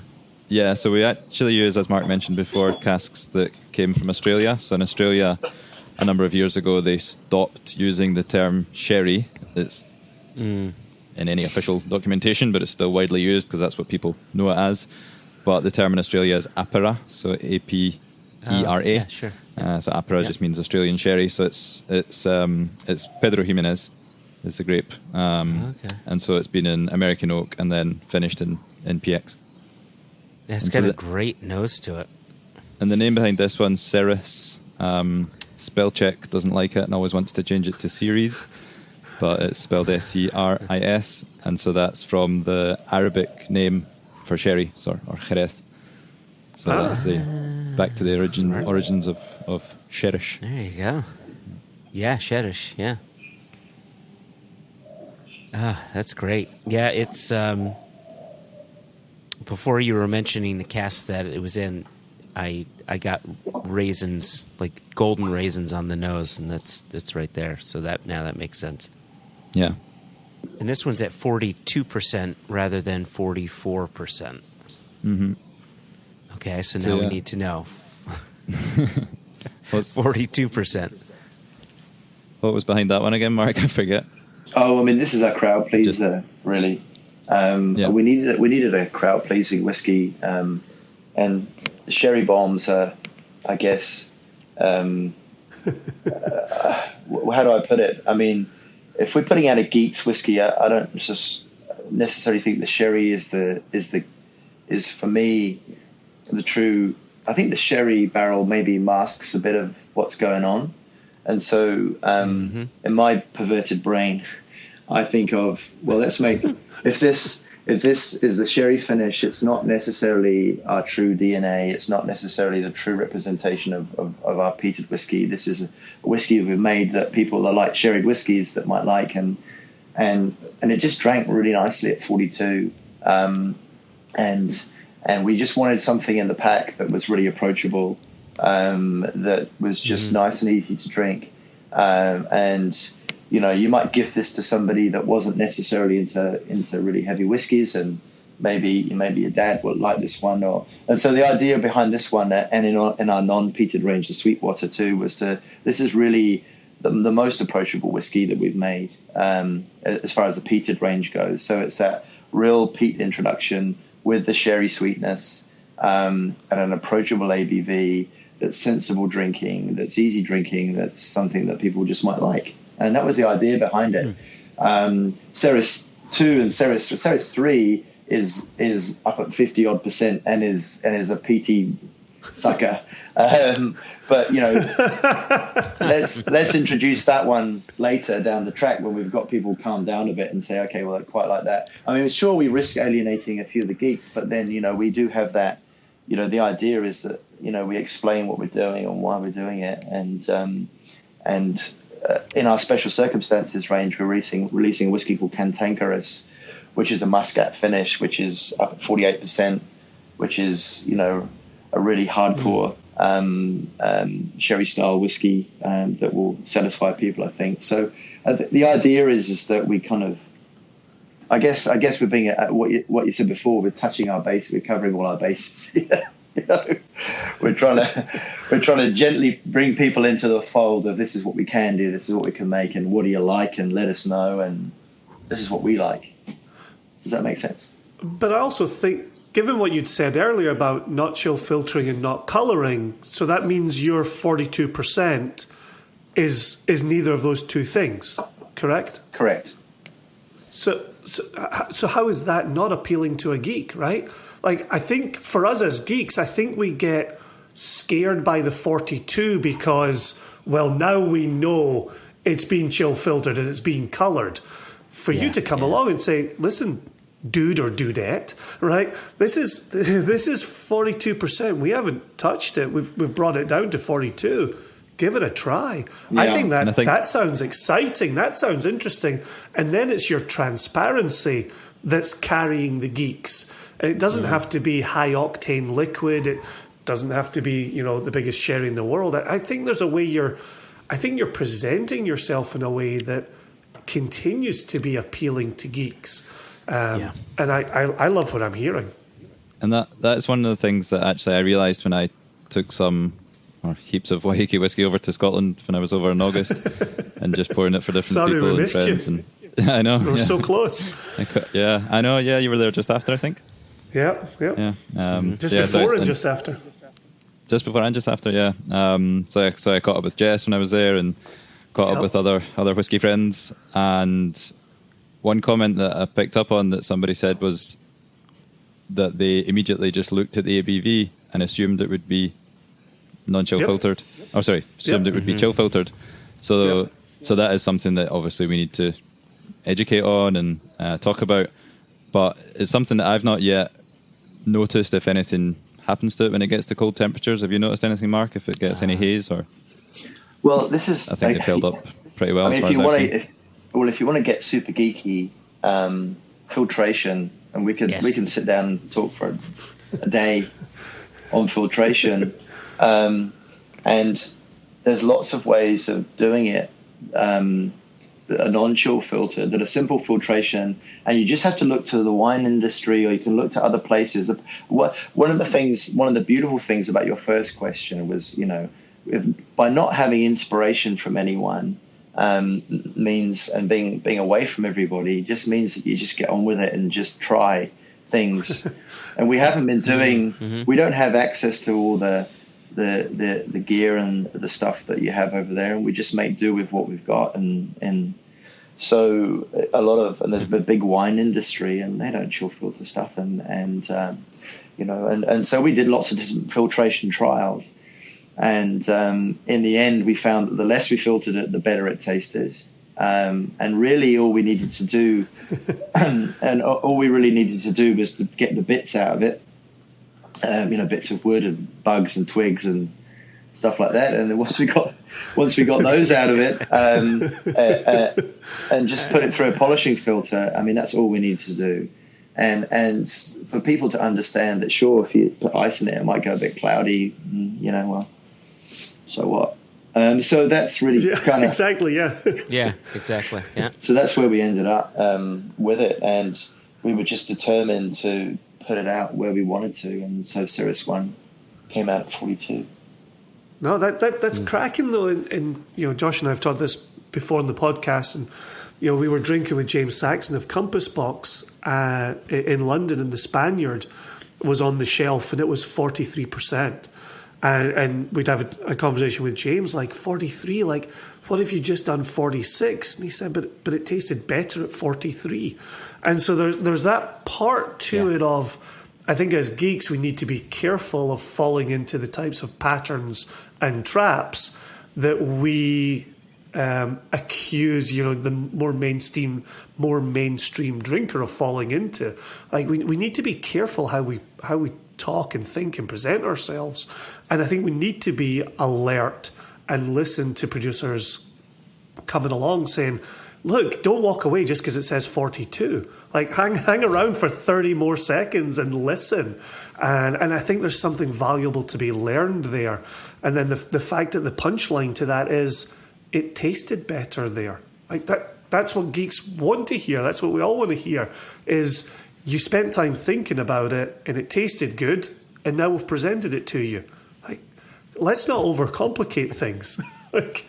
I commend you on that. Yeah, I think we as geeks should want to hear that. There are still some that just nope, it's not at least 46. We have a friend, I won't drop names, but if it's not in the mid 60s or up, he just doesn't want it. It doesn't matter if it tastes amazing. He doesn't want it. Yeah, he wants it in the 70s. He doesn't want it in the 70s. And that's where I think it's almost important to maybe even blind taste things, and then like again, maybe going back to the age thing about tasting it and saying, guess what age you think that is, and they think it's much older than it is, so maybe even taste it and they'll probably go, that's probably 46, because it's still got the good texture, I think, even at the 42. Yeah, it's got that mouthfeel, and I don't think it loses anything for being at 42. Yep. It had a peppery quality across the palate that made it seem brighter, more lively, and therefore it almost felt as if it was a higher ABV because of that peppery quality to it. Mm-hmm. Speaking of ABVs, we've got one last whiskey to taste, and we also have one sort of question we like to get everybody out on. But the Bog Monster is 46%, which is that magic ABV we were talking about. There you go. Everyone's happy now. Our listeners Finally. can stop driving off the road. Finally. Oh, thank God. Got there in the end. Jeepers. I do love over the course of this conversation, Mark, you have made a mockery of alcohol strengths. Like, I really love taking that away from this conversation, where now 46 doesn't mean anything more than 42 or the 44, but boy, do we feel comfortable because we've heard it. Like, it's such bullshit. Yeah, I don't know. I mean, we just, at the end of the day, we've got to like it. If we don't like it, we don't want to put it out. So if we like it, we'll put it out. Hopefully you'll like it. And I think one of the things we've discovered is that people, there's people who are not going to like it. There's people that are going to like it, people that aren't. But hopefully there's enough people out there that like it. And that's really who we're looking for. And maybe some people that will say, I didn't like it to start off with, but now I do. And so, yeah, we kind of stick to our guns, which is that first question, the other question you asked about, being paralyzed by. And then you've just got to go for it and just say, well, look, I'm going to put out what I like. Yeah. And hopefully the tail's long enough that there'll be other people like me. And, and Colin's actually, been amazing. Here's the team. So we've got Tony Denny, who's an amazing brewer. So a great new mate comes from a great wash. You've got Eric, who's a crazy engineer, who's designed this great gear for us. Ricky is a beekeeper who's just in touch with nature, who just helps. He's just amazing to have around. Paddy is a great one. He's one young winemaker of the year, like 3 or 4 times. He's incredible talent to bring to whiskey with that history of wine, ferments and stuff. And he's got an awesome palate. And then Colin, who's just got this encyclopedic knowledge of whiskey and has a great palate. And so, you put all these things together, and what we're doing is creating this thing, little collective of people that, and add my wife in for a bit of common sense. She keeps us on. Just so that we get stuff done, actually. So we get stuff done, so we don't disappear into our navels instead of just talking about it. So that's kind of what Waiheke Whiskey is, and it's just having fun making whiskey, and then just giving you an expression of our fun,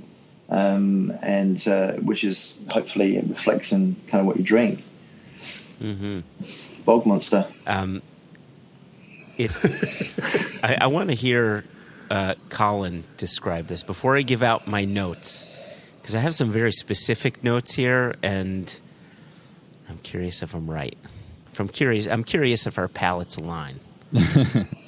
So Bog Monster is the most peated of this peat pack. So the previous two were lightly peated. This is heavily peated. Heavily peated currently, where we stand, maybe isn't quite the same as heavily peated for. It's not an Octomore, or for other Scotch whiskies you might be familiar with, but there's a bit more smoke, but also some different characteristics that come across due to the different barrel sequence. So we've used some virgin oak in this, so I think you do get more vanilla and toffee coming through in the nose. Bit of cinnamon on the palate. The 3 of us sipping while Jason just watches on, envious. Sorry, man. I'm sitting with our listeners right now. I'm like, okay, how's this working for our listeners? So I think that pepperiness is still there in the palate. Mm-hmm. Dark chocolate, cacao, and earthiness, and again the salinity and drying finish. Okay, wow. So you and I have some different palates going on. Right. The most immediate thing I got was cranberry sauce. Cranberry it was sauce? this sort of red berry, sharp bitterness going on in there, and a little bit of pine, like balsam or fir or something like that. That's what was first presented to me on the nose, after having a sip, that's where the smoke starts to come in. And this is the first time for me tasting through these where the peat presented itself as smoke rather than an earthiness. On the palate, this may be the fruitiest whiskey of the three for my palate. It's very, very dense, almost jammy, but it's sitting atop this backbone of peat. The peat is the backbone, but the jammy fruitiness is kind of adding it's putting some pressure on the backbone there. It kind of wants to overtake, but it doesn't fully. That's beautiful. Yeah, I see what you mean. And I think, going back to ABV, maybe this one does have that touch more texture. Thanks to the 46%, so it's got a bit more oiliness. I mean, the camphor. Yeah. The camphor is that bitterness. I think that we in our tasting notes. I mean, the sweet, but the maple bacon, the sweety kind of bacony stuff comes across for me with a bit of citrus, with a bit of lemon. So that gives you that sort of conflicting. It's an interesting thing that really is a mismatch for me is the nose and the palate on this whiskey. In fact, all of our whiskeys in some ways, but this one particularly is the nose and the palate are quite different for me. But we initially entered this at high ABV. At 55%. We called it Bog Monster because it was a monster. It was from the peat bogs, and it was a very high ABV whiskey. We've stuck it at a couple of competitions, and it bombed. And we just didn't get. And then we just took it down to 46, and it actually won Best World Whiskey this year. It took out the trophy. These are the Spirits Awards out of 184 blind tastings. Everything outside Scotland and Ireland, it won.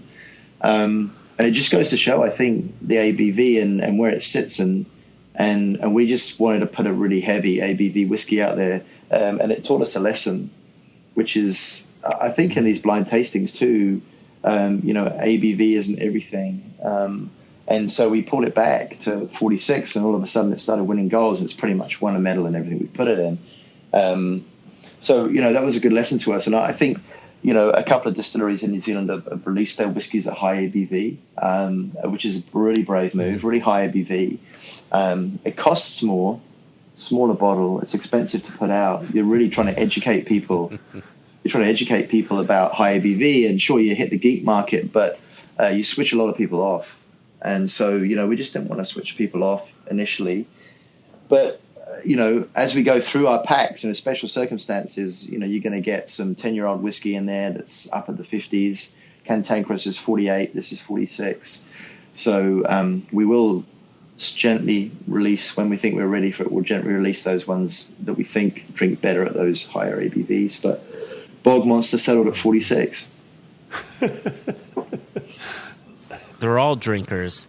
This one is my favorite. I'm not sure if it has anything to do with the ABV. Just overall, the flavor profile just hits. I've got. I'm sorry. One real quick question before we go into our final one. I like how you talked about there's a delineation between the nose and the palate, and they are almost two different spirits in a way. Yeah. Usually in whiskey, that's not seen to be a great quality. In this case, I think it's been a great it almost felt like an evolution of spirit. And it reminded me of how people drink Sotol, right, which is a Mexican spirit. And that spirit is meant to have this disconnect between the nose, the palate, and the finish. And it's more viewed as an evolution. Do you see your own spirits do you see that disconnect as an evolution for the drinking experience, or do you view it as something you feel you need to close the gap between the nose and the palate? I've never really thought about it, to be honest. I mean, okay. In that way, I don't mean to be rude. I mean, I haven't really thought about it in that way of an evolution. Yeah. I think that it is what it is. as far as we made Bog Monster. This is quite different in the way that we deliberately crafted this whiskey, and Cantankerous is the same in that the barrel sequence, we were experimenting with virgin oak. It didn't work out great. It got hot really fast with our Angel Share. It went crazy over oaked. We had to pull it back into bourbon just to calm things down a bit, which is a kind of reverse of how you normally do things. But it created these beasts we call the Bog Monster, and I think my comment on the nose and palate, the disconnect there, is it sneaks up on you on this whiskey. You're expecting one thing, you get something else, which are both pleasant. But I wouldn't be lying if I said that was a conscious thing that we set out to do. It's not. It was just.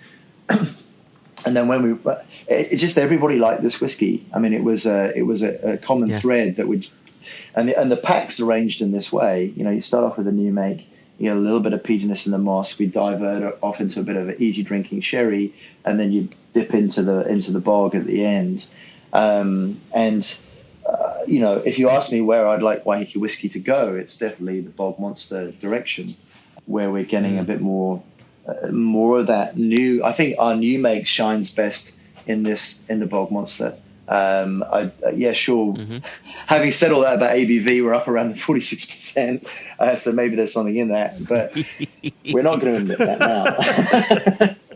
But then we're all whiskey geeks, right? So I mean. And we do want to make geeky whiskey. Hopefully we do make geeky whiskey. But the nose palate disconnect thing is something that everybody points out on this whiskey, but not necessarily in a bad way. But I think that this is a special circumstance, Special Circumstances is a tribute to Ian Banks, who's one of my favorite authors. And Ian passed away, as you know, and a huge loss, both in science fiction and the non-science fiction. And Cantankerous is named after one of his spaceships out of the Culture series, and Special Circumstances is an nod to Ian Banks and what an incredible guy he was, an author. And I think that the Bog Monster is one of our Special Circumstances whiskies. I mean, there's not much of it. It was an experiment gone wrong, a monster that had a happy ending. And so, a bit of a Frankenstein, if you like. What we've tried to do over the years is say, well, that's what we like, and let's try and how do we replicate that, but how do we get that more cohesive whiskey moving forwards? And I think you'll see as we evolve that we'll tighten up. Let's just get things a little bit tighter, a little bit more together. But it's fun nonetheless, and fun and quality are those two things that we try and put together. And the whiskey, it's not all serious. I mean, Scotch is pretty serious, right? Whiskey's a serious business, right? Yeah. You can't mess around with it too much. We're having fun, and hopefully that comes through in what we're doing. It comes through in the conversation. Jason won't know this. It comes through in the spirit as well. Yeah, to be honest, if the pack had come in, I've got such a horrible head cold right now that I wouldn't be tasting much anyway. So I'm okay. I'm not going to say I feel okay about the development, but I feel okay about the development. So I will enjoy them at a later date. You can enjoy them when you come and visit as well. There you go. Oh, as soon as you send me my plane ticket, I am there, Colin. Yeah. I am there. Okay. So make it pluralized. You'll have to do 2 plane tickets. Your plane ticket's on its way on a slow boat. Jason, you want to get us out of here on our final question? So we always get out of here in the same way, and I feel like you've both been discussing it through the entire interview today, but if there's one or two things you want to focus in on, if you're able to, but we always finish by saying, looking at the year ahead, and I'm envious, you're just about to enter summer, so damn you both, and I hope you have a wonderful season. But as you look at the year ahead, what are you most excited about for yourselves, for your businesses, for what you're staring square in the face? Yeah, this is a huge year. I mean, we've both got some stuff to talk about, but I mean, I think for us, the launch of our new distillery, which is a custom built, it's carbon zero distillery. We've built this thing which is using renewable energy. We've done a deal with Prime Energy for hydro and geothermal power, electric-fired steam boilers. That comes online, commissioning in March. We've got a special guest star coming out to help us with this. We can't talk about right now, but maybe later you'll see, to help us with our, so we're messing with the big boys now. I think that's what they say. So we've built a big distillery, and we're very excited about where all this talent that we've got around us can take this idea of we're incredibly blessed. I mean, we've got fantastic water, we've got great organic barley, we've got great climate, and we've got we've moved away from fossil fuels. Our bottles recycle glass. We use a screw cap, which is probably, I'll just squeeze that in at the end before we set another. Forget ABV. What about a screw cap? Oh my God! Made a recycled PTFE. That's a beautiful screw cap that we're seeing. You're in good company. This is the future of single cask nations. So yeah. So there you go. So I mean, I think that all of these things are really exciting and Colin, as we release our big bottles to the world. I mean, we've only released 500 of each of our Series 1 and Moss, but this year coming, we're going to launch the whole goddamn shooting match to the world, and also outside of New Zealand. So that will be very exciting to see how we go and how it's received. Launching the new distillery, where people come and visit and do tours and tastings on site, is going to be fantastic. That's both exciting and nerve-wracking at the same time, but that's what I'm looking forward to. Colin's just looking forward to having something to sell, aren't you, Colin? Yeah, exactly. Yeah. So I've been in this role as Waiheke Whisky sales rep, brand ambassador for about a year, with not a lot to sell yet. So I've been pouring it for people, letting them taste it, and they're saying, "Where can we buy it?" And I'm saying, "No, you can't buy it yet. Sorry, you can't buy it yet." And so we've had issues with packing, supply, delays of packaging and things like that. So that's held us back, amongst other things. So I'm sure you and Jess had lots to talk about on this front when you were drinking together at the Bond. So okay. Yeah. So looking forward to being able to actually sell something, and I'm definitely looking forward to getting into the new distillery. Again, when I came on board was when we were just starting to transition from the old stills over to building the new distillery, and the Heki was just opening the restaurant bar. Mm-hmm. So I've not had a chance to get hands-on yet and mash and make whiskey, and so I'm looking forward to actually getting behind the scenes and seeing how it's made and saying, nice. my hand did a little bit of that. Well, it sounds like an incredibly exciting time. I know you've said, Mark, that you and your team have been working on this for over a decade under the radar. Like that radar is well and truly turned on and focused on you all right now. Like this seems like an incredibly exciting time. Yeah, it sure is. I mean, I think that with your babies, I mean, what you said before, it's while you're making this stuff, it's all potential, right? It's going to be great. It's going to be great. The minute you start giving it to people, everyone's got their opinions and their criticisms, and that's something that it's sometimes hard to take when you're a bit of I guess we've all got our own opinions on stuff, but I mean what if they don't like your kids? What if they don't like it? Exactly. You don't like my kids? What if they get a bad report card? Yeah. So, well, I mean, the fact of the matter is that some people aren't going to like it, and that's okay. It's time. It's time to pull the pin and let it go, and let the kid, leave the nest. You can't be a helicopter parent forever, so you just got to let it go. And so that's what this year's about. This year coming is really just unleashing this torrent of stuff to the world and seeing what happens, and then learning from that, and just making something that we're proud of and that hopefully you guys like. Brilliant. Well, best of luck to you both, and to the team, and the new opening and the new facility, and the special guest in March. Like we'll be tuned in. We'll be paying attention.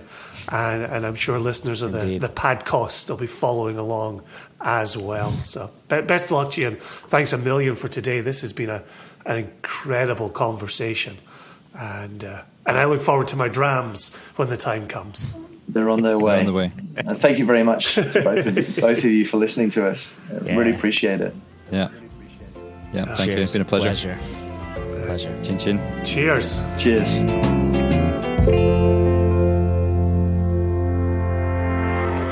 As you've just heard, we did talk about living upside down on the other end.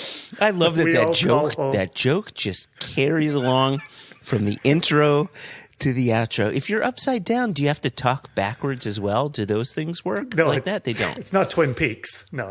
It's not. Yeah, I am the arm. You don't have to carry around a log. No, yeah, the whole thing. It's all good. Yeah. What, Tell Laura Palmer I said hi, by the way. She's dead. Oh, shit. Spoiler alert. Happens in the first 30 seconds of a show that was released 30 odd years ago. It's one for the kids. Listen, what was your takeaway from that chat? There's so much to say. I love it when we talk to someone it could be someone at a distillery, it could be a writer, it could be an actor, it could be whomever, when they're talking from a place of passion. I knew that was the word. Yep. Right. I agree with you. Yep. To me, that was striking, and you can hear it in Mark, you could hear it in Colin's voice. Hearing about their distillation and their stills. Actually, they just posted recently on the Instas a picture of their stills where they've got their wash still that's just nice and smooth, and then their spirit still that's that faceted. It almost looks like a D20 for my D&D players out there. I really like it when people have a passion for whiskey and they decide to take whiskey in a direction that it hasn't been taken before. And it reminds me, in a way, of some of my favorite musicians. And my favorite musicians are those that did not take lessons. They taught themselves how to play guitar, drums, bass, keyboard, whatever. And it allows them to create music in a way that someone who's classically trained can't. It's just that different take because you're creating music through passion. And that's just the overall sense that I got. It's creating whiskey through passion, and they're tweaking things to go with the way they think about whiskey. So I'm going to give you a yes and. Oh my gosh, a little improv. There you go. Because I agree with everything you said. That when I asked you the question, I figured it was going to get bounced back at me. That was going to be my answer as well, the passion. Yeah. The yes and is the fact that we got to speak about how does that passion manifest as a brand. And sometimes that's the tricky part of this. And I thought Mark did a nice job of speaking to that. Yeah, sure. Which was, we're excited by flavors. We're excited by different processes. We're excited by different casks. We are in a playground, and we love being in a playground. But we understand the consumer is looking for something from us on which they can hang their hat. Yeah, yep. And I think that's the very real side to the business, where you have to say, pun of course intended, how do we distill down what we're doing in the playground to a consistent message in the marketplace? And I think that's perhaps where Colin enters into this. Yeah. And Colin is that bridge between what's happening at the distillery and what's happening in the marketplace. Yeah. And how do we consistently communicate ourselves to the marketplace?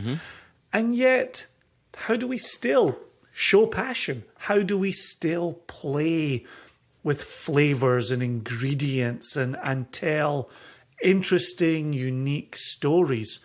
I thought that part of the conversation was really, really worthwhile and incredibly enjoyable. Yeah.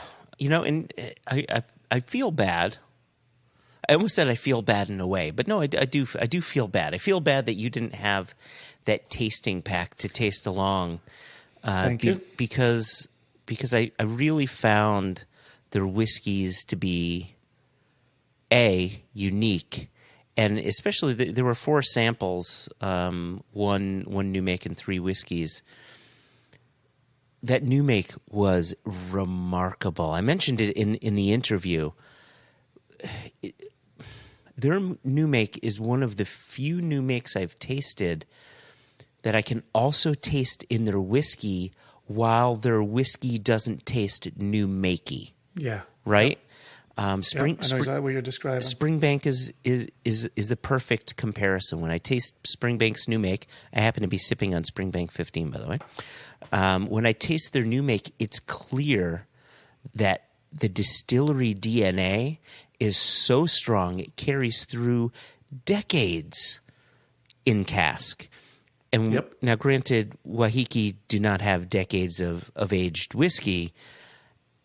It's clear that the whiskey that they do have, their new make spirit character is strong enough that it carries through, and it's so beautiful. And I enjoyed that. I enjoyed following that flavor journey through the different cask types, through the different ABVs while we were with them. Yeah, one more thing, and we can move along here. I thought it was quite telling that we've kicked off 2023 with Susanna Skyver-Barton talking, for one of the previews, and I said we would hold our feet to the fire here. We would remember this conversation. Mm-hmm. We will report back in January of 24. But one of the previews there was, how are people talking about the environment in 2023? Mm-hmm. And I think for those in New Zealand, the environment is a much more pressing issue. You live on an island, two islands, North Island, South Island. Mm-hmm. Sometimes I feel like it's a bit the same for our friends living in Japan, where you're on an island, those water levels rise, you really are in a bit of trouble. If weather gets more extreme, you really are in a lot of trouble. Mm-hmm. So listening to the way Mark and Colin were talking about how they move materials around the globe, how they can use local materials, whether that's New Zealand peat or New Zealand wine casks, like the different projects they've got going on in-house to recycle through materials as well. Mm-hmm. The building of their own stills, right? Yep. And this kind of using math to lead what they wanted to achieve there. But the environment, right? The environment was part of that conversation. And it, one of the elements we talked about with Susanna, and we'll continue in 23, is we're not trying to politicize the environment in any way, shape or form, right? We're looking at a very real issue that is non-negotiable, that is being described and discussed by people who are living at the front edges of this. I love that aspect. I love the fact that preview from Susanna has already paid dividends in 2023 for us.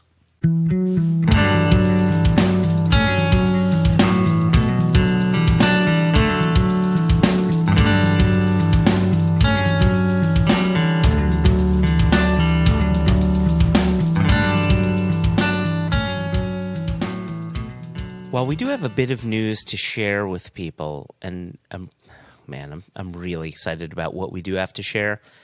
It's not a lot. I mean, it is a lot when it's just talking about things going on in our company, but we don't have a bucket's worth of news. We just have a couple things. So I'm gonna let the sleeping boy sleep because he's a crotchety little SOB. That was our last chance to wake him up in season 6. Oh man, is that true? I think he'd prefer to sleep. I see him in season 7. Oh, but now I kind of want to wake him up just because. I think he needs his comeuppance. Then you better come upon him. Extra, extra! Read all about it. Life story of Playboy Penny. Extra, extra! Extra, extra! Read all about it. Me and that Playboy in trouble again. 2 bits of news to share. news number one, Jason, and this one is immediate, and it's immediate because what's happening now is happening now. It's happening. There you go. Right? So between January 25th and January 27th, noon Eastern to noon Eastern, Single Cask Nation, that's us, by the way, Jason. Yes. We are hosting what is called the Celebration of the Nation.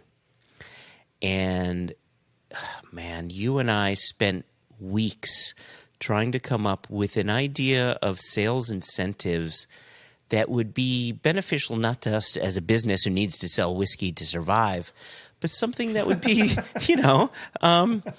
interesting to, and I have to say it here, this is specific to our American customers or our customers who have an American address to ship whiskey to.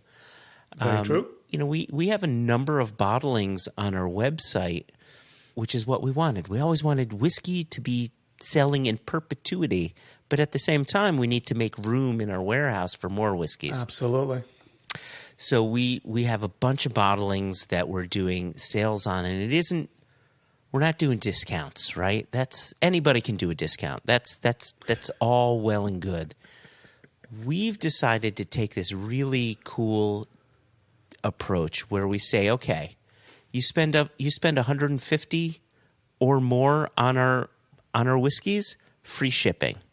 You spend $200 to $249, you get free shipping plus a $20 gift card.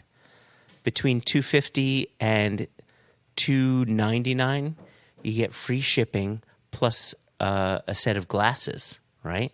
Are newly added to the website. Newly added, Glasses. yeah, exactly. If you do between $300 and $349, it's free shipping, a $30 gift certificate, right? That's nice. And then if you do anywhere between $350 and $499, you get free shipping, a $30 gift certificate, plus a pair of glasses. And then finally, if you have an order that is $500 or more, you get free shipping on all of your bottles, you get a $50 gift certificate, and you get a free pair of glasses. And on top of that, this is the crazy thing. So please, if you're not a member of Single Cask Nation already, go to singlecasknation.com. You'll be on our email list. If you are a Single Cask Nation member and you're not in our private Facebook group, please go become a part of our Facebook group, because what you'll find is with each bottle on our website that we have for sale, every one you buy gives you the chance at a lottery to win a previously sold out or allocated bottling, including our wild turkey, right? Including some Oishi that we have in stock, including some Thornton kosher for Passover rum, some Ben Nevis 6-year-old. And some backwoods. Talking about down there. Talking about a distillery who came to us from being listeners of the podcast, right? They're the OGs, Community. right? So there's a lot going on, and that's happening between today, January 25th, and Friday, January 27th, noon to noon, Eastern U.S. time. So did I miss anything, Jason? You did. Fuck yeah. What'd I miss? Oh, I know what I missed. You tell him.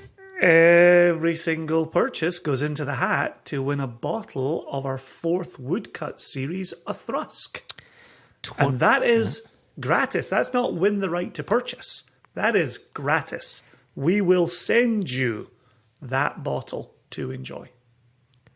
That is a $395 bottle of 26-year-old a Thrust that spent 5 years in an ex-Caroni cask. Pretty wild. So here's my question. Go ahead. In listening to you describe all of this for our listeners, and I'm so happy that you woke up the paper boy. Happy. Did it bring you to completion? Is that what you're about to tell me? I think it was essential. To match the magnitude of this news. But my one question is, in listening to you, are we going to go bankrupt with all of this? We are not going to go bankrupt, but there's no doubt about it. It was interesting. Someone had asked on our Facebook page, oh, are you also discounting? listen. I appreciate the question. It is without a doubt a fair question. But think about some of these incentives: a $24 pair of glasses, a $50 gift certificate, $15 free shipping. Right? All of that adds up. So are the whiskeys being discounted? Yes, they're being discounted, but it's not 10% off the bottle. It's the free shipping. It's the whatever. We're cutting it close. But that's what we're doing for the nation, right? We want to give them deals and say thank you, right? We're about to celebrate 12 years.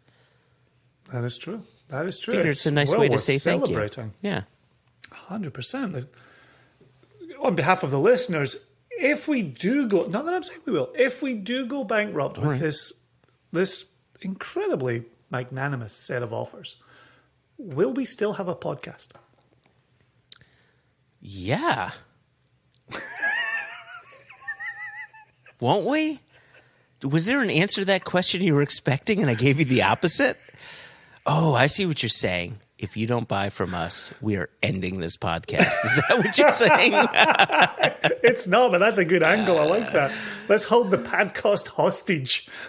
Oh, you want us to We survive? don't come out of this alive. Nobody gets any more episodes. That's it. Your 3-hour drive to work, done. It's the anti-Oprah. You don't get a podcast, and you don't get a podcast, and you don't get a podcast. That'll show people. All right, that's exciting. I really am. Emphasis is on celebration of the nation, right? Here's some things in your pocket from us. Thanks for being with us. Thanks for buying.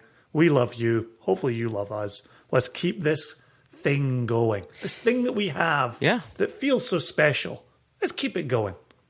Beauty. And, it's year 12. Who knows what else we can be doing to celebrate the nation at a future date. So put that in the back of your minds, dear listeners. So what else? What was the other news that we had? Oh, retail release number 9. Do you want to talk about that one, Jason?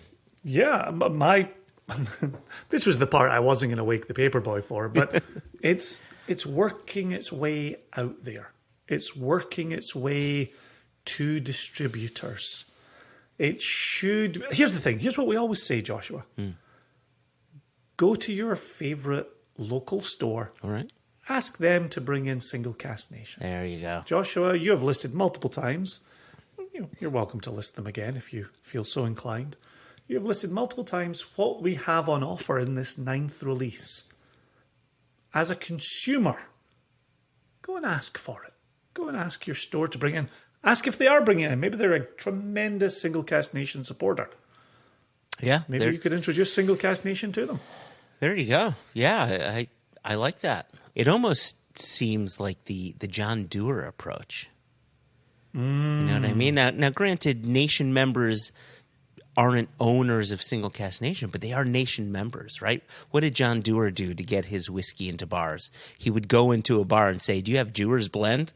And they'd say no, but because he kept asking, they would bring it in because they saw consumer demand. So I like and they that. did not know he was the owner of that company. So because you said I should maybe list them out, or I have done before, just as a very quick reminder, For funsies. we have a 34-year-old Invergordon from a refill sherry butt.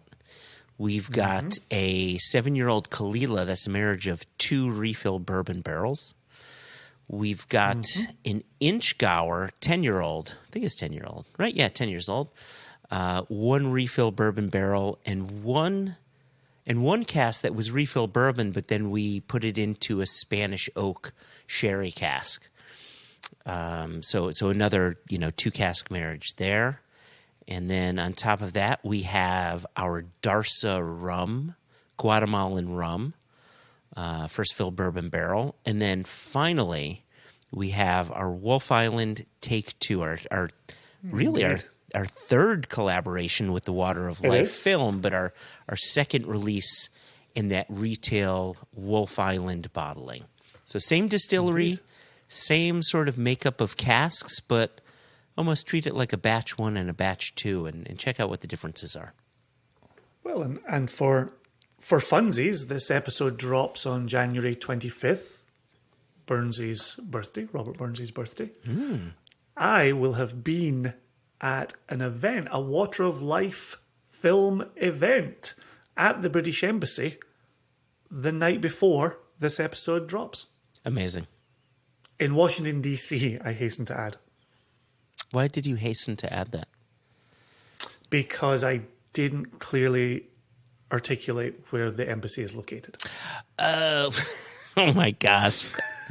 You know what's so funny? I know what the word haste means because I am a Lord of the Rings fan, and apparently you think I'm a hobbit. Like, I understand what Not the only one who thinks it. I know. Go easy. I know what, like, make haste means, but when you said I hasten to ask, it had... You thought hate to add. Yeah, it almost had like a negative connotation to it. I'm like, oh, why doesn't he want to tell people? I simply didn't hear the word properly. So there you go. Didn't hear the word properly. That's going to be on your gravestone. What's that? Here lies Joshua Hatton. He didn't hear the word properly. Come again?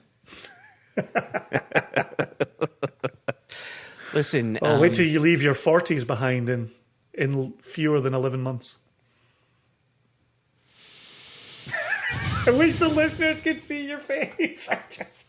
Oh my gosh, it's like I just shit in the punch bowl in front of you. 50 years old is such a backhanded celebration. Because you're like, this is 50, this is huge, right? This is so momentous. It is so momentous. But it's like you're fucking 50. Oh, Jason. Well, I tell you what, Joshua, Yeah, go to ahead. bring you out of the doldrums that I have put you in. Thank you. I know that you love reading special comments from our listeners and in some cases our viewers. Mm-hmm. So why don't you regale us with some kind words, and I know that'll really perk you up. I'm going to pour a little bit more of this Springbank 12 cask strength that I enjoy. Yeah, actually, I'm going to pour. So listeners don't know this. Jason, you know this. I just finished my bottle of Springbank 15. Do you have another heel? I'm going to look for another heel. So it really speaks to our collected shelves of whiskey that it literally took you 5 seconds. Oh, and yeah. all it was walking from your chair to the shelf. You're like, here it is. Here's the heel. Well, I've got my Springbank shelf. I've got my Imperial shelf. I've got my Glenmurray shelf. Wah, wah, wah. I've got my Wild Turkey shelf. Wah, wah, I've got my wah. Kilhoman shelf.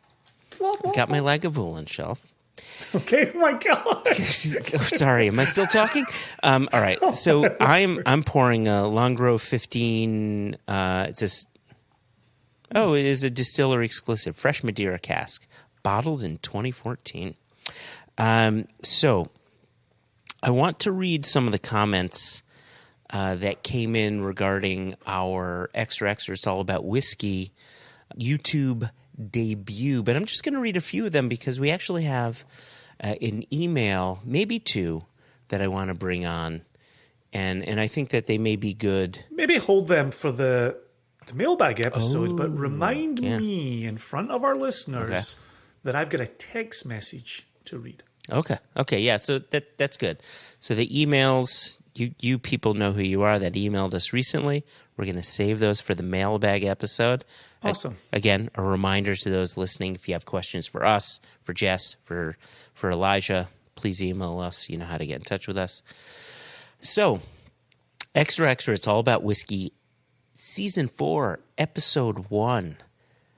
Yeah, there's some great ones. So you've got Jimmy Chen who says, new subscriber here to the YouTube, but not to SCN. I realize after all these years, I haven't had a clue what JH and JJY look like. Wow. Isn't that interesting? Wow. Yeah. Does he then go on to comment that he preferred it that way?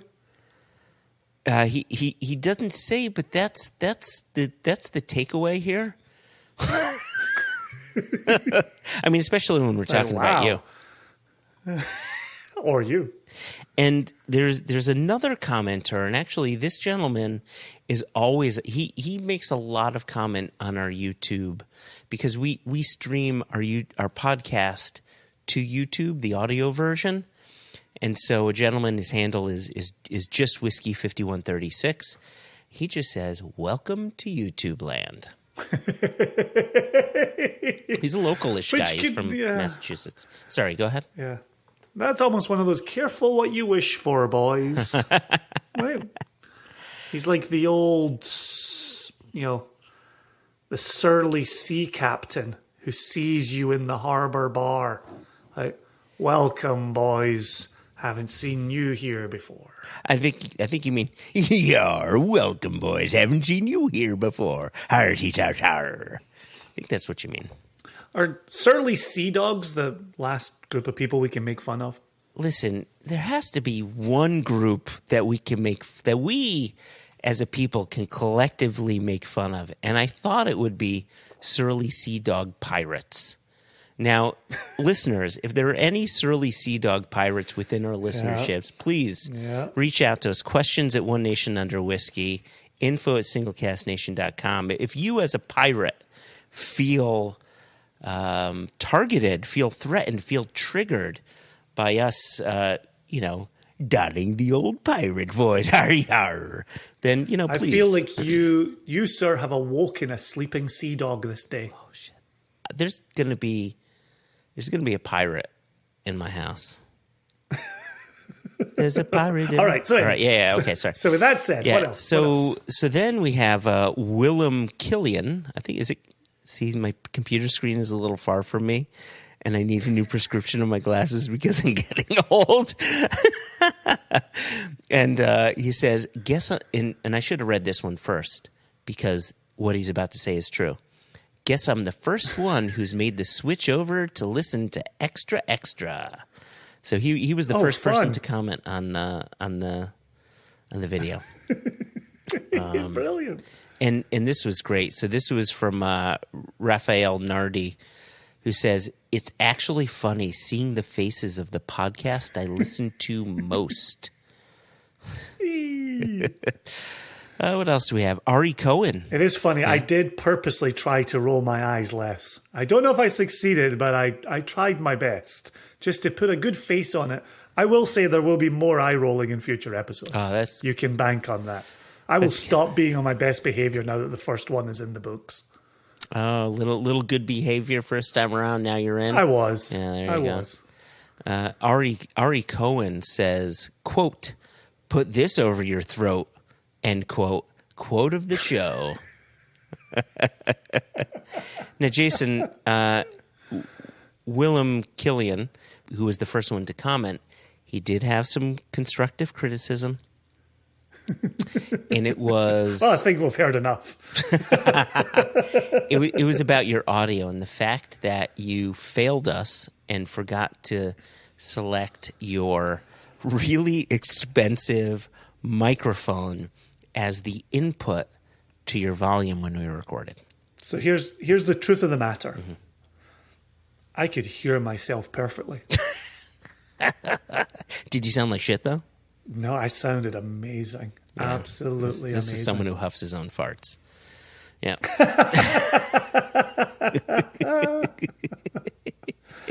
Yeah, I'm not going to lie to you. It was perhaps a little embarrassing to know that the mic had not been activated that was in my face for the tight 35 that we continued with on the YouTubes. Yeah. You got to improve somewhere. After the second episode, there'll be nothing left to improve. There you go. Yeah. We got to. I'm just gonna cherry pick here. I'm curious. Can I ask you a question? No. Did anybody comment on the subject matter? Yes. So this was interesting. Thank you. Isn't that interesting? There was one person I think that commented on the subject matter, and let me find that.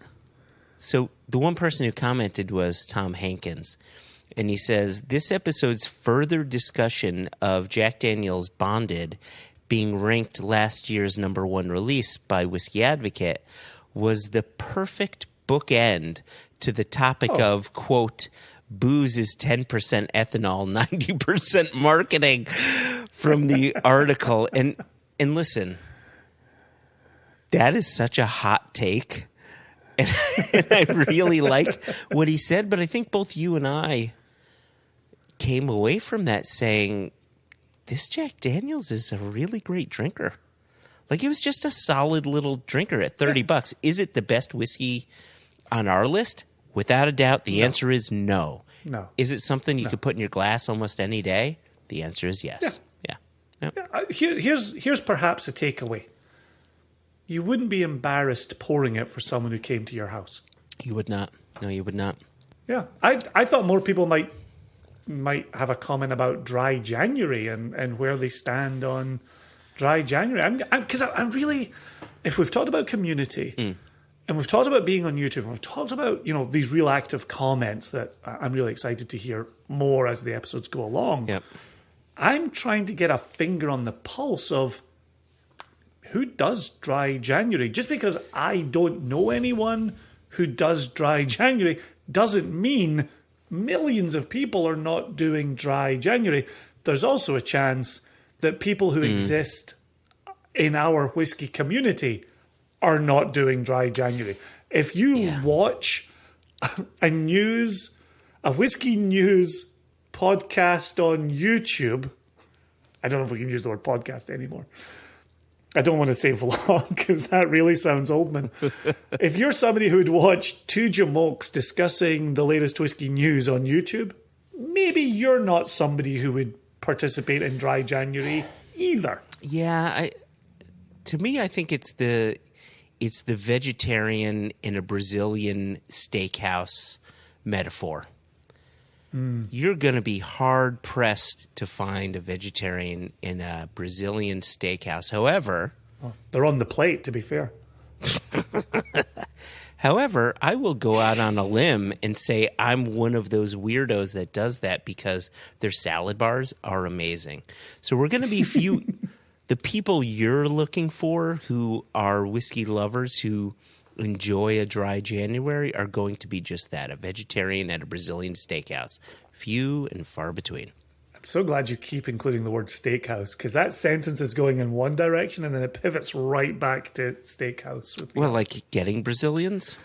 You don't have to say everything out loud. You can have quiet thoughts in your head. Like just waxing all your nether regions?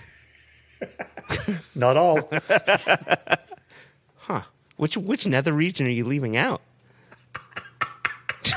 Anyway. Say something, anything else about anything else. Listen, before we get out of here, I didn't forget about it.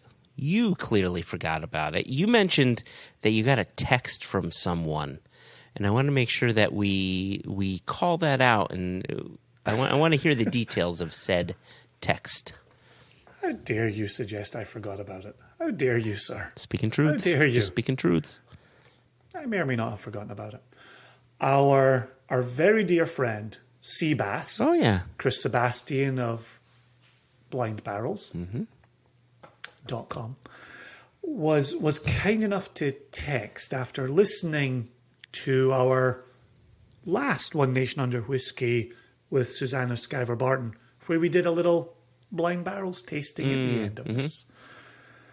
And so I just wanted to include this paragraph for the listeners and to tie a bow on that previous tasting of ours. He knew he was getting into the podcast when he opened up with this. Oh, he's going to compliment you, isn't he? He's going to say nice things about you. No? It's a pun. Oh, right. Okay. Yes. I'll take that. So he writes, a remarkable tasting with the Proof and Wood Polish whiskey. Really enjoyed it, and you guys were very positive about the experience for a whiskey that didn't quite hit your palate sweet spot. I'm really sorry about Joshua's leakage, which, for a man of your age, Joshua, you're going to be experiencing more of that. Son of a bitch. Yep, go on. I'm really sorry about Joshua's leakage. The benefit of doing those test boxes was that we found a couple flaws in our process that we've solved in a variety of ways. Yeah. Hopefully won't happen again. And I had written back to him and said, that pun is worthy of inclusion in the podcast. And then made sure that I had permission to read a private text. He then went on to say, in granting permission, absolutely, go ahead. My dad humour is terrible, but glad it falls on discerning ears. And he most certainly has a friend in us. Oh, yeah. He then went on to say, can't wait to check out Extra Extra on the YouTubes. I made sure to reiterate something you and I had reiterated earlier, which was for those who were used to listening to the podcast, listening to Extra Extra on their drive, you can still open YouTube on your phone. Just make sure you turn it away. You're not distracted while driving. And Seabass wrote to say that he had done that a fair number of times before. He says, new habits, but luckily this one will be easy to form, more motivation. How touching is that? I love that. How kind is that? So it's interesting you mentioned that there was another person who tried to do the same thing, and for whatever reason, their iPhone sort of shut down. It closed and therefore turned off YouTube. But there's settings on your phone that you can just just make sure that it stays open. I don't know what those settings are, but that's how my phone is set up. I listen to stuff on YouTube in my car and I just put it face down and it's fine. So if anybody's having those issues, please just Google it, check out how to ensure that YouTube doesn't close on you. Yeah, and, I've only ever had success with that. Yeah, and if I can figure out my new mic with the new platform. Oh, now who's old, keep my phone open while watching the YouTubes. I mean, listening to it in my car. Now who's an old man? Hey, I see you've got some leakage to go clean up. You coughed a little too hard a moment ago. Okay. Listen, there were far more comments, and we don't have to read them all. I think this is an okay place to have an incomplete list, but I really want to thank our viewers sincerely for commenting, and thanking our listeners who have become viewers. Absolutely. And if you've not gone ahead and watched our season opener, season 4 opener of Extra Extra, It's All About Whiskey on YouTube, please, again, go to YouTube. Singlecast Nation is the channel. Go ahead and subscribe to that channel. That's where you're going to find Extra Extra. That's where we do a lot of our tasting videos for new releases. We're going to be planning some live events as well. Like, Jason, you really, it's a word you've mentioned. I probably need 2 hands to count for this episode. Community. We really want to... Yes. Sorry, when you started talking about 2 hands, I wasn't sure where we were going. It's like a pepper grinder. Yes. It's just like a pepper grinder. You said community over and over again, and it's something that we want to do. We want to connect more with our community. So expect some live YouTube things happening, whether it's Extra Extra or otherwise. Exactly. Yeah. That's it. We've said all the words. Now it's time to start getting excited about being Seattle bound to see our Elijah up close and personal as he closes out his 20s. Swede Scott, Chris Hallstrom, Jess coming in from Scotland. I hope I'm not speaking out of school. Travis Williams is coming up from is going to be there. I'm excited to Arizona. meet him. We have never, right? Our man, who was it in our YouTubes, who had said, I've never seen these 2 faces before. Well, I personally, I'm not going to put words in your mouth, Joshua. I have never met Travis face to face. Do you know he's actually a pirate? I just realized that the whole time. I think we may have been offending him as part of the pirate community. I know he skateboards. Does he skateboard? No, Travis Williams does not skateboard. He has mad skills. He has mad skills. Is that what you heard it here first, Joshua? Okay. Sure. Mountain Dew, Doritos. That's also something the kids say. No, they say Takis nowadays. Takis are the thing. I fucking love Takis. They're so good. They're so naughty. Jason, can I really quickly? Anyway. No. Hold on, really quickly. Yes, really quickly. A Takis tasting. Let's do it. I took you back to Bar somewhat recently, right? When were you last at Bar Pizza? Bar New Haven. It wasn't on the trip with Kai. So it would have been Mimi's bat mitzvah. Oh, so then you will not have tasted this. the Mexican pizza with the Takis. Yes, you did taste it. They didn't have any Takis the day I ordered it. Oh. So it's like an elote pizza. Yeah, an elote pizza. Fantastic. Absolutely phenomenal. Pizza. Fantastic. And no Takis. And this time, now they add the Takis. That has become my favorite pizza. No doubt. Oh, my gosh. So good. Yeah. Imagine going there and ordering a mashed potato with no bacon and an elote with Takis. And a few beers and pool in the next room. Heaven. I'm in heaven. The only thing that would have me move to Connecticut. I'm sorry, come again?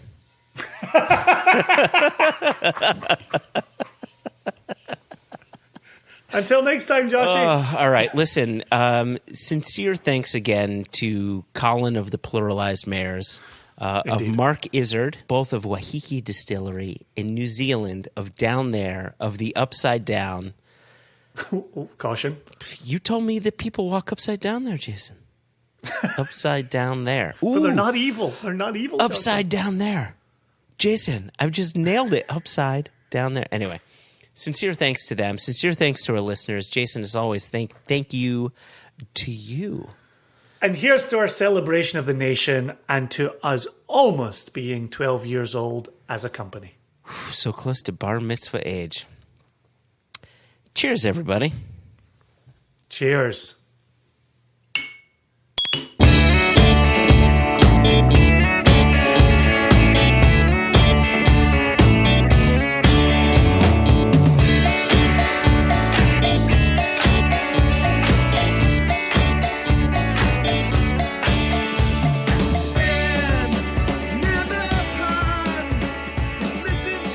Well, here's to our celebration of the nation. I'm sure we'll come back and report on it if it's a success.